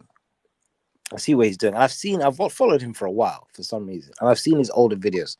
And I feel like he says things just to be at the center of attention. And he's willing to cross boundaries and such. And I don't think he's a racist. But what bothers me is that the bigger picture for me is I don't see you being checked or being corrected ever on this stuff publicly. And that irritates me. And I think, well, hold on. You can act like a foolish person who's trying to trigger people and willing to say horrible things to insult this group or that group and be very, because the same things that you're seeing in terms of his anti-blackness, the white community are seeing the same thing where he's gone out and consistently mocked them and humiliated them and said, you people are weak, you're servants to Jews, you're nothing, you're this, you're that, whatever, just to gain their attention when he turned on the anti-white supremacist crowd. Which is not as much as when he did the anti-black stuff, but it's still there, and they're extremely sensitive. The white supremacist side is extremely sensitive from what I've seen on social media. You say anything about them, and they turn on you very quickly because it's a bubble. White supremacy is usually a social media thing now, but as Octavia has seen, they use their own coded languages and such. But the point I'm making is, I look at as a Muslim. If he was a Muslim and Andrew Tate was a Muslim, I wouldn't care. I did not care before Andrew Tate converted to Islam. I liked him, even the crazy things he was saying. I was like, he's an entertainer. He's a character. Has no harm in my house and my identity. But then he converted to Islam, and I got very critical of him, as people will see on the podcast consistently. Yeah. But my frustration here is what he's saying right there should be rebuked publicly immediately by those who are in his tight circle and his crowd. Say, hey, very quickly, hey, can you just stop saying white countries? We're Muslims. There's no such thing as white Muslims. We're just Muslims. This disease, this social media disease that you're perpetuating, for, let's be honest, views and attention is tarnishing our interaction with each other, right? Because that's the Prophet Muhammad went out of his way with some of the most racist people in his community, or his community being extremely racist. And he dedicated himself, committed anti oppression of women, anti-oppression of people of particular ethnic groups, and would be black people in this particular case, anti-oppression of the differently abled, whatever it is, because he had all those hardships he had to fight. You are tarnishing the house that we've committed to building, this allowed us to be firm and be with each other across different races, different genders, well, male and female only, different continents, different languages, and still kind of maintain some sort of unity, because we're told not to transgress each other's identities and not to trample on each other. And this one's not better than that, as the Sheikh told him. Black is not better than white, and so on and so forth, and whatever. And white is not better than black, and so on and so forth.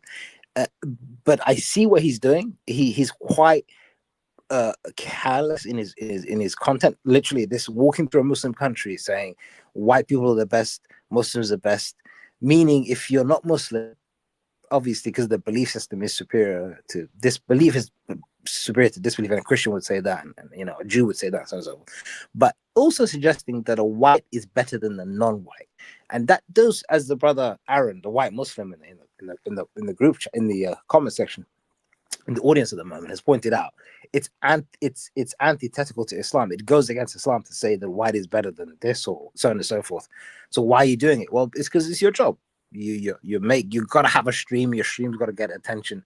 Well, can we as brothers surrounding him say, hey, you see, we allow you to sit with us. We give you a tour through Mecca. We allow you to speak to sheikhs that people have to pay £220 to speak to. It seems like, or he'll hang up the phone on you if you say the wrong thing, and so on and so forth. You know what I'm saying?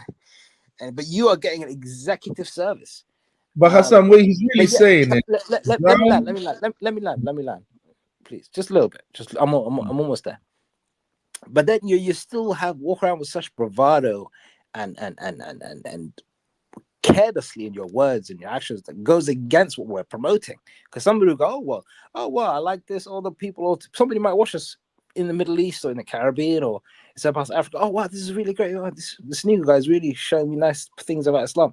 And then let me watch some more because, oh, by the way, I'm still second class if I convert to the religion, because the peak of a Muslim is to be white and a Muslim, right? That's what he's presenting. So it's like, it kind of goes again. So I look at as JM said, you look at the crowd around him. Can you not just correct him for a second instead of keeping him as your celebrity crush or whatever, getting away with things that he shouldn't be getting away with? What he's really saying is brown Muslim countries are rubbish and white countries are better.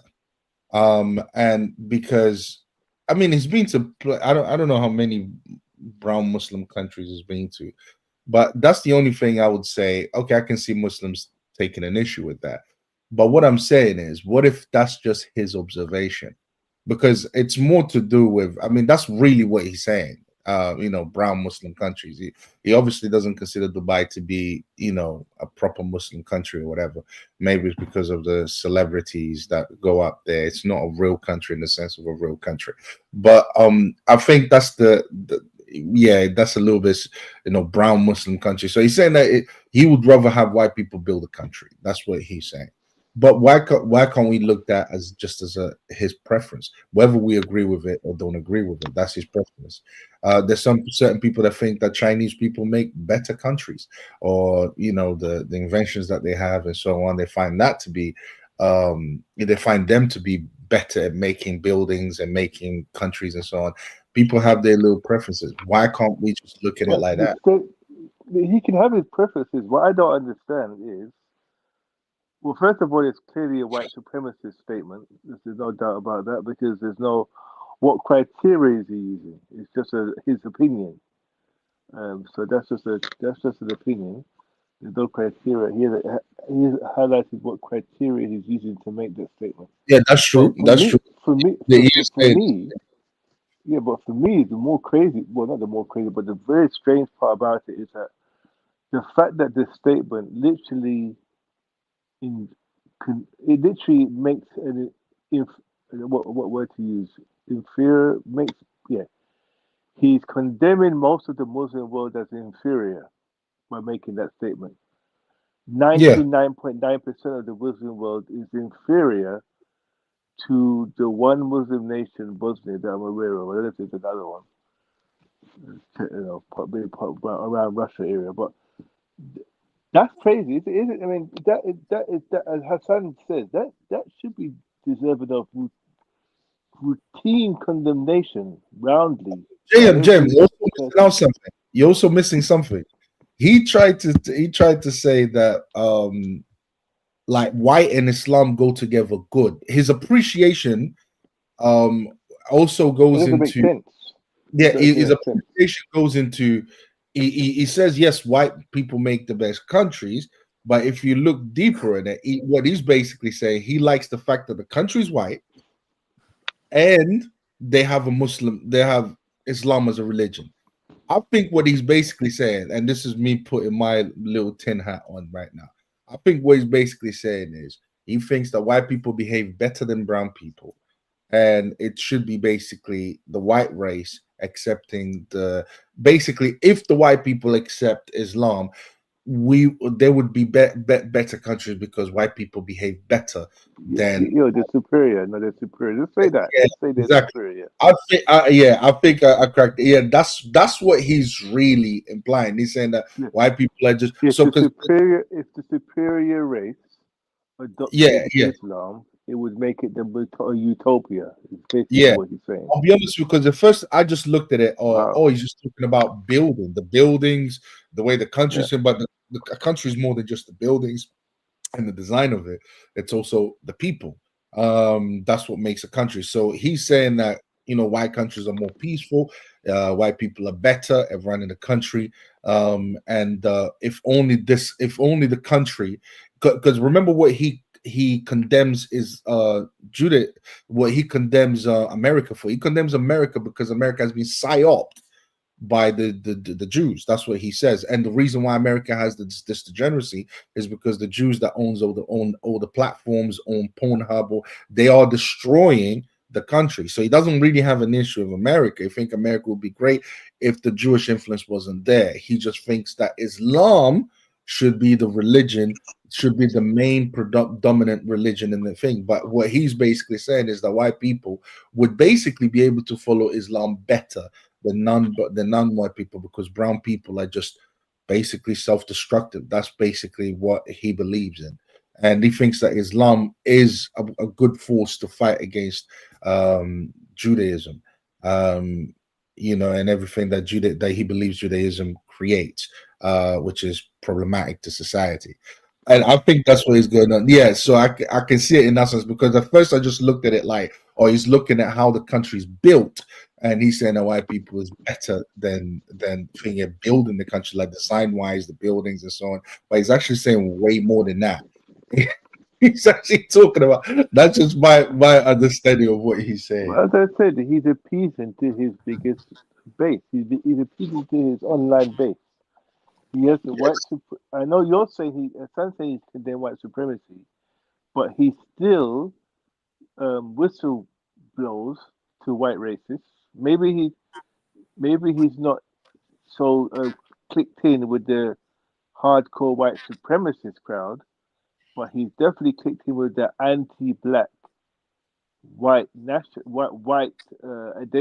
identity claiming crowd. Because even Myron's been condemned by white. He tried to join the white supremacist space, and they tossed him out with racial slurs.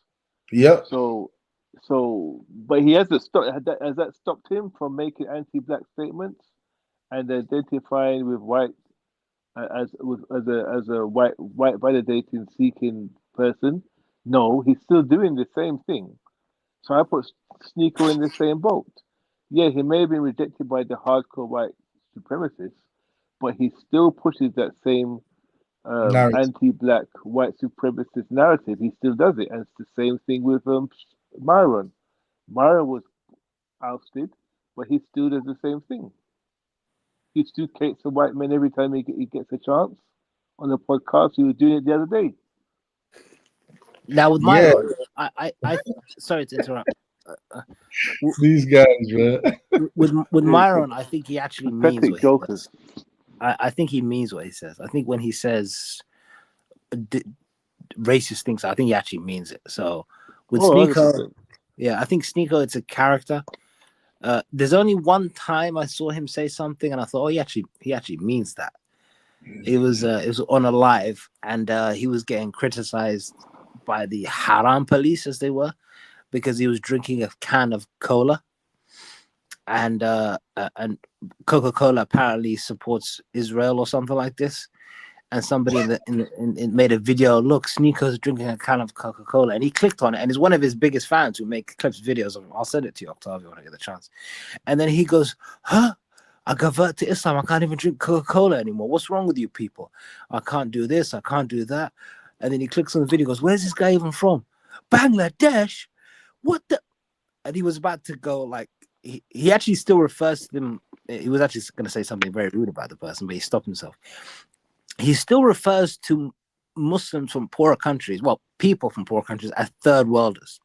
So, which is a common term, because it really, Mara does that too. Yeah, it really seems to be that when you look at Twitter, and I'm going to delete that as soon as possible, because this thing is it's just like an open sewer, to be honest with you. It is the enclave, especially since Elon has taken over, of the far right white supremacists. It really is a far. It is And these guys want Peter that crowd. They want some of that crowd. Yes, because yes. they have known that, because they ultimately have low self-esteem and Been no kicked off identity, YouTube, no monetized off and, YouTube. and no identity. Yeah. I have my theory. I won't go into it now because I'll be long-winded. But why they like the roots of why they like this as brown men. There's a reason why. Okay. But I won't get into that. But this is the crowd that they're seeking, they're joisting to get, because there's a huge crowd on there now. Yes. So that's the biggest way to get a following, is to make some anti-black, white supremacist statements. You can immediately gather a following by doing it. Same with Candace Owens. Yeah. I mean, she's kind of drifted away from it now because she got exposed by the Daily Wire for what she was doing. But yeah, there's still a space there for them. Andrew Tate does it too. Andrew Tate knows what he's doing. They all know what they're doing.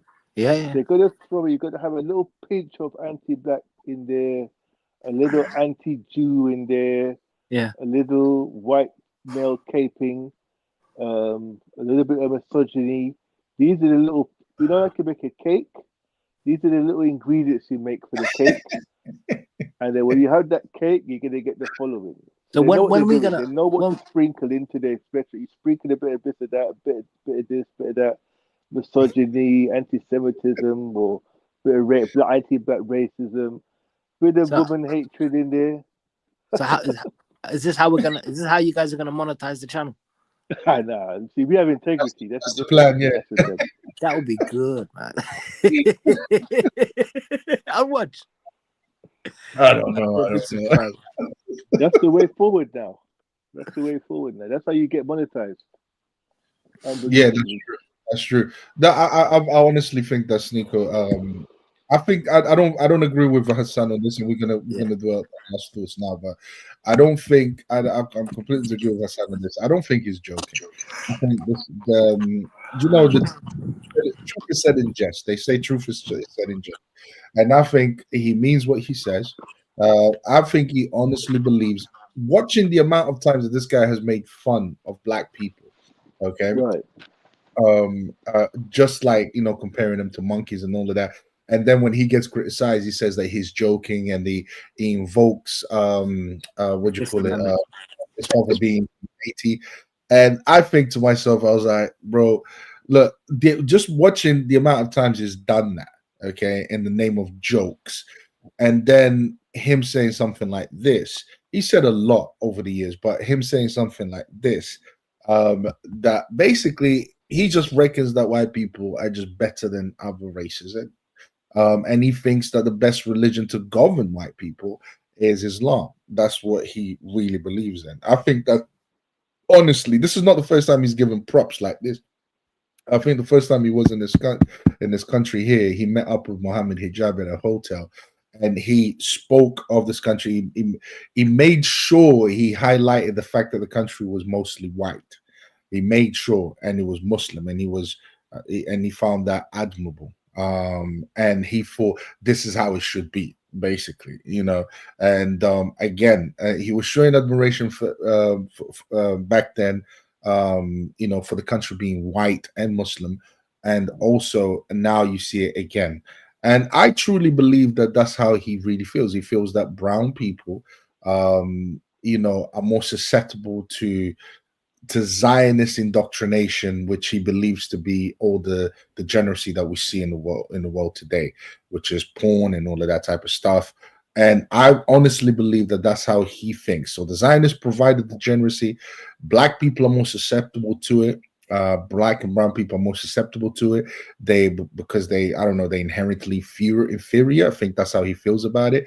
And white people are better at handling that degeneracy, or just better people in general. So it would suit white people to follow Islam than black and brown people. I honestly believe that Sneako thinks that white are superiors to black and brown people, and there's way too much evidence to prove this.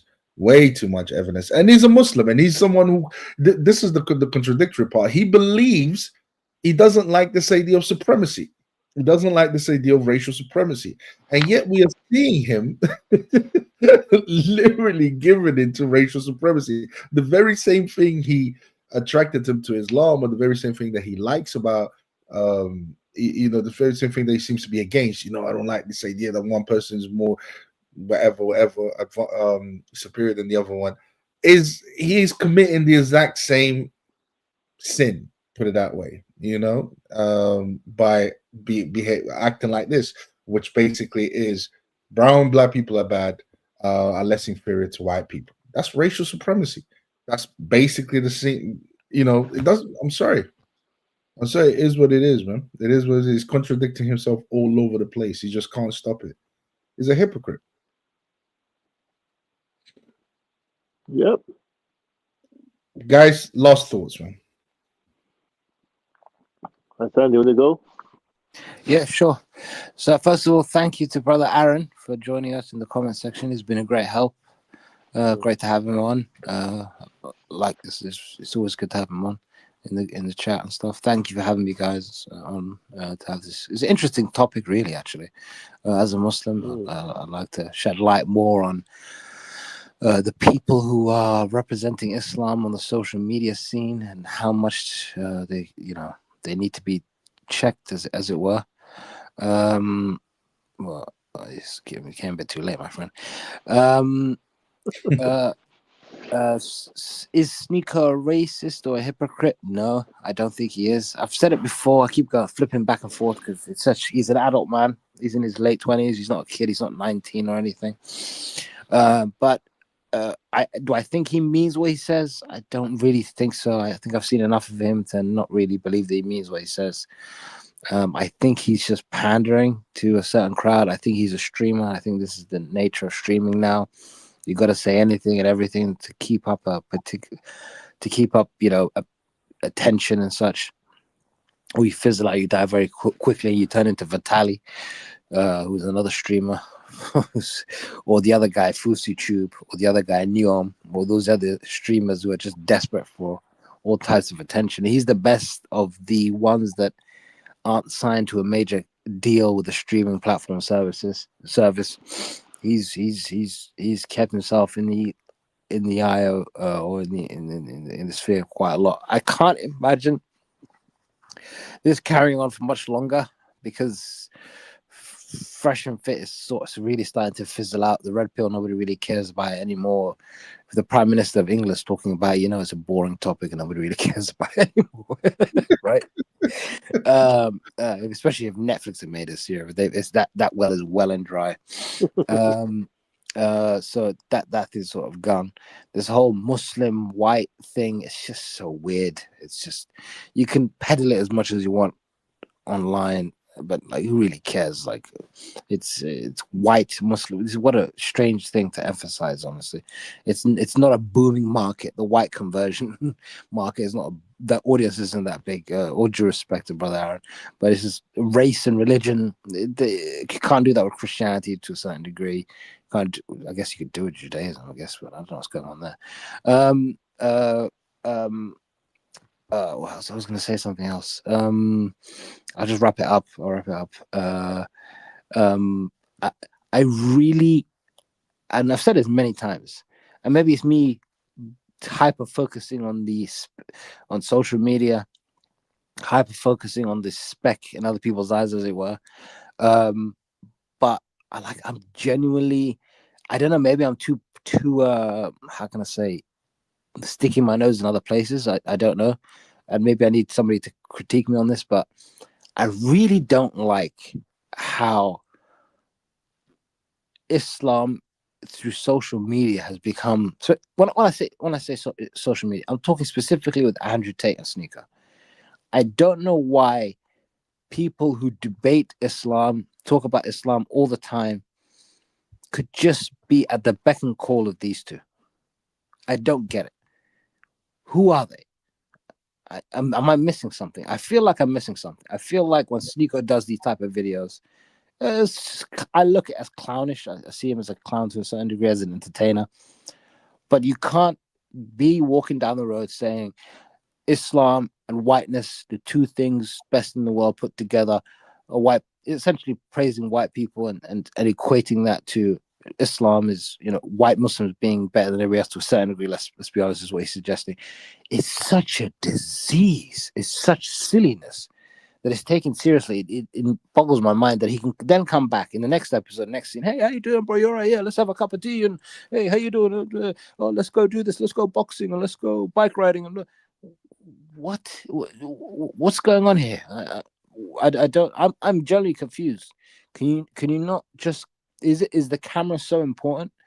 Can you not just correct him and say, hey, some of the things you're saying between the time that you see us and when you see us and the next time you see us, the things that you're doing on your streams is disgusting. Because if he said, hey, brown people, and if he was very clear, brown people, they're just, they're horrible, they're weird, they're this or that, and then he comes and says, hey, brown people, you're right, cool, let's hang out, let's do this. I don't think it would work out that way. I think he'd be told to get lost. I think that's what happened to Andrew Tate. I think Andrew Tate turned around and said, hey, you brown people are a menace. You're making Europe worse. You're goons. You're horrible. All of a sudden, oh, yeah, I don't think this guy's even Muslim. Oh, yeah, I don't think he's Muslim. Yeah, maybe, who knew? To the point that the people who are praising him are now turning on him. Anyway, I'm waffling. To the people who are on his streams, giving him the guidance or whatever, I might have to have a word with you when I see you next, I'll be honest with you, because this is just getting too weird. Please do better. Please do better. MB Muscari. Oh, sorry, you're gonna go, Jim. Yeah, go ahead. Yeah, I was just gonna say that. Well, I think that was a really good, almost a Don DeMarco moment there with Hassan, with that breakdown. Very good. Yeah, very good, because you really kind of touched on some of my thoughts in terms of why this person is not being chastised as he should be, instead of being embraced by people who seem to be the most scholarly element of Muslims. So I'm glad to see that Hassan's addressing that, because it doesn't make any sense to me that he's being embraced by people who clearly should know better. But anyway, in terms of this video, it reminds me of the statement: if you don't follow, if you don't stand for something, you'll fall for anything. Sneako has never really stood for anything. Sneako is a follower. Sneako has followed behind any online trend that would give him views, because Sneako comes from a background, unfortunately, where there's no identity. He doesn't know his identity. So because he has never been raised with any strong identity, that has created a sense of inferiority complex. And he has compensated that by identifying with a group of people that practice prejudice. Because once he can get their validation, that makes him feel better about who he is as a non-white person. It's a very tragic circumstance that him and the likes of him and Myron are dealing with. It's a psychological issue. It's pretty sad. And he's not doesn't seem to be getting any better from it. And that's how I interpret that stupid video and that statement that he made, literally boosting and suggesting that the more complete human being is a white Muslim, because he considers whites as superior. So yeah, it's just another example of what happens when you don't have a strong father figure who instills some confidence and a sense of identity, regardless of what your background is. If you don't have that, then you're you can be influenced by anything online, anyone online that makes you feel a bit better about yourself. And that's my breakdown of what we just spoke about today.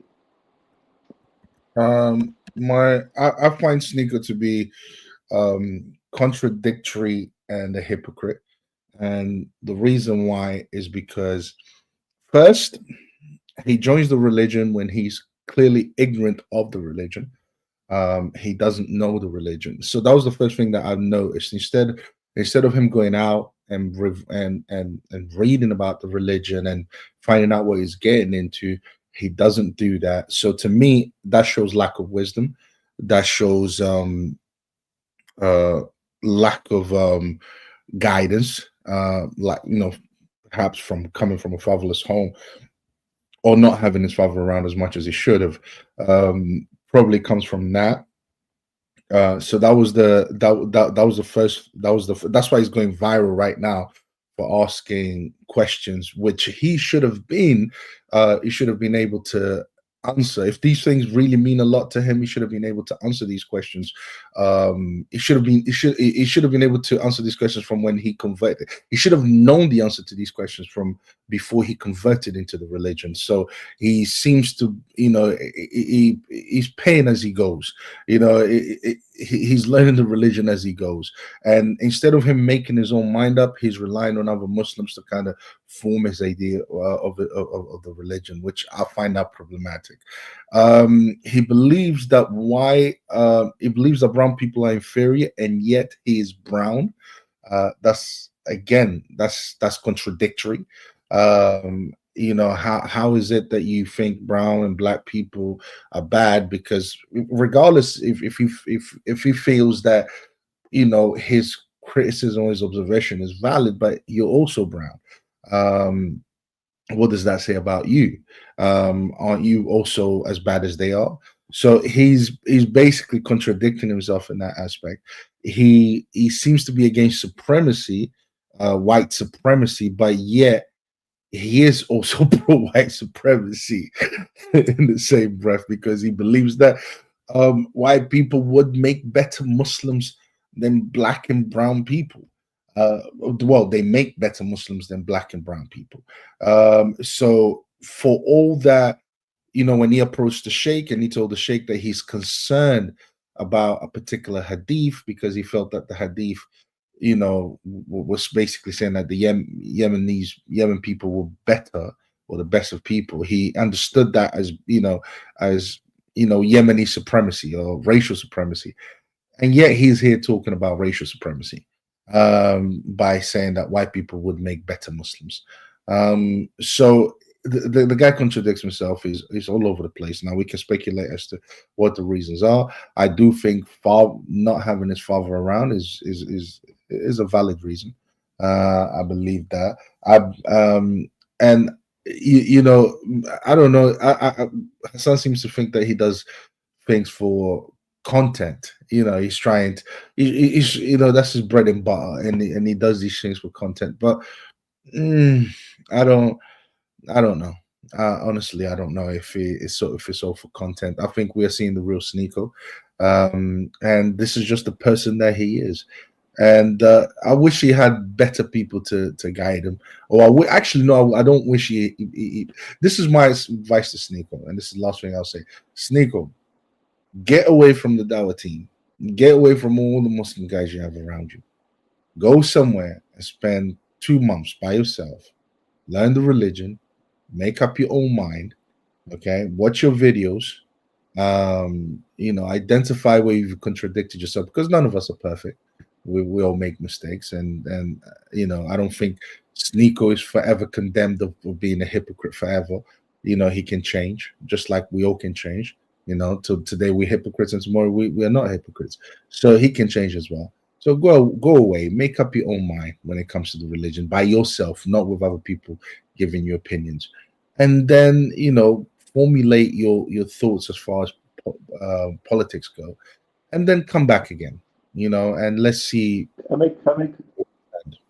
That's what I would say. That would be my advice.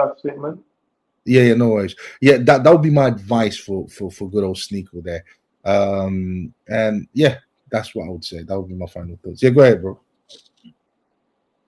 Yeah, just to bring it all to a nice ending. So 4 minutes ago, Sneako decided to reveal to everyone who his favorite porn stars were in 8th grade. How that's edification for his Muslim brotherhood and following, I have no idea, but he just decided to do that.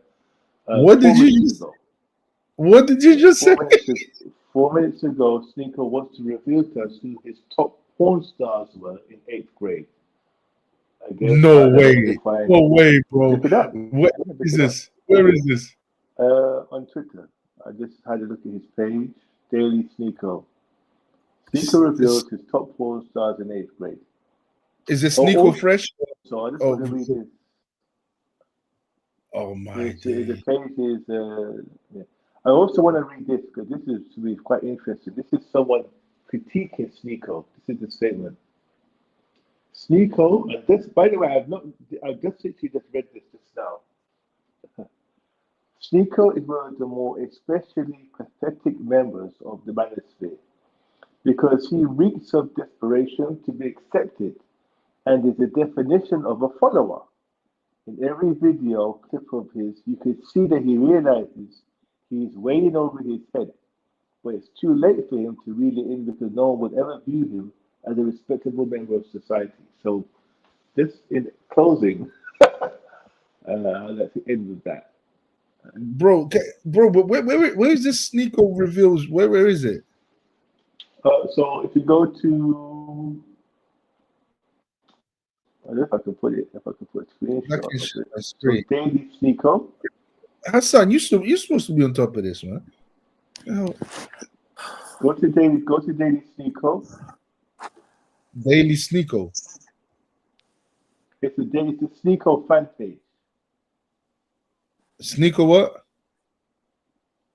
Where I post daily vlogs on X. Is this the one? Oh, Sneako update. It's somebody posting him. It's somebody posting his favorite porn stars. It's someone else. It's not him. It's someone else posting it. Yeah. Okay. But again, yeah. I just found that to be I just found that's where his followers are taken from him, not his conversion. They're finding out who his favorite porn stars are, which is a lot. Wow, that's crazy. Anyways, guys, hope you guys enjoyed. Shouts to Aaron McKay, shouts to MB Moscari. Sorry, bro, you came a bit too late, but yeah, we'll be talking about Sneako'S hypocrisy. We've been exposing Sneako'S hypocrisy and contradictions. And shouts to Hassan for joining us and offering that good Muslim perspective when it comes to these topics, because obviously Islam is not a big part of Sneako'S life. So it's always good to have a Muslim brother here to clear, the air. You know what I mean? Correct us where we went wrong in regards to Sneako. But I think we've been on point when it comes to Sneako. But anyway, shout out to all of you guys, man. Till next time. Peace. See you next time, guys. Take it easy. Yeah.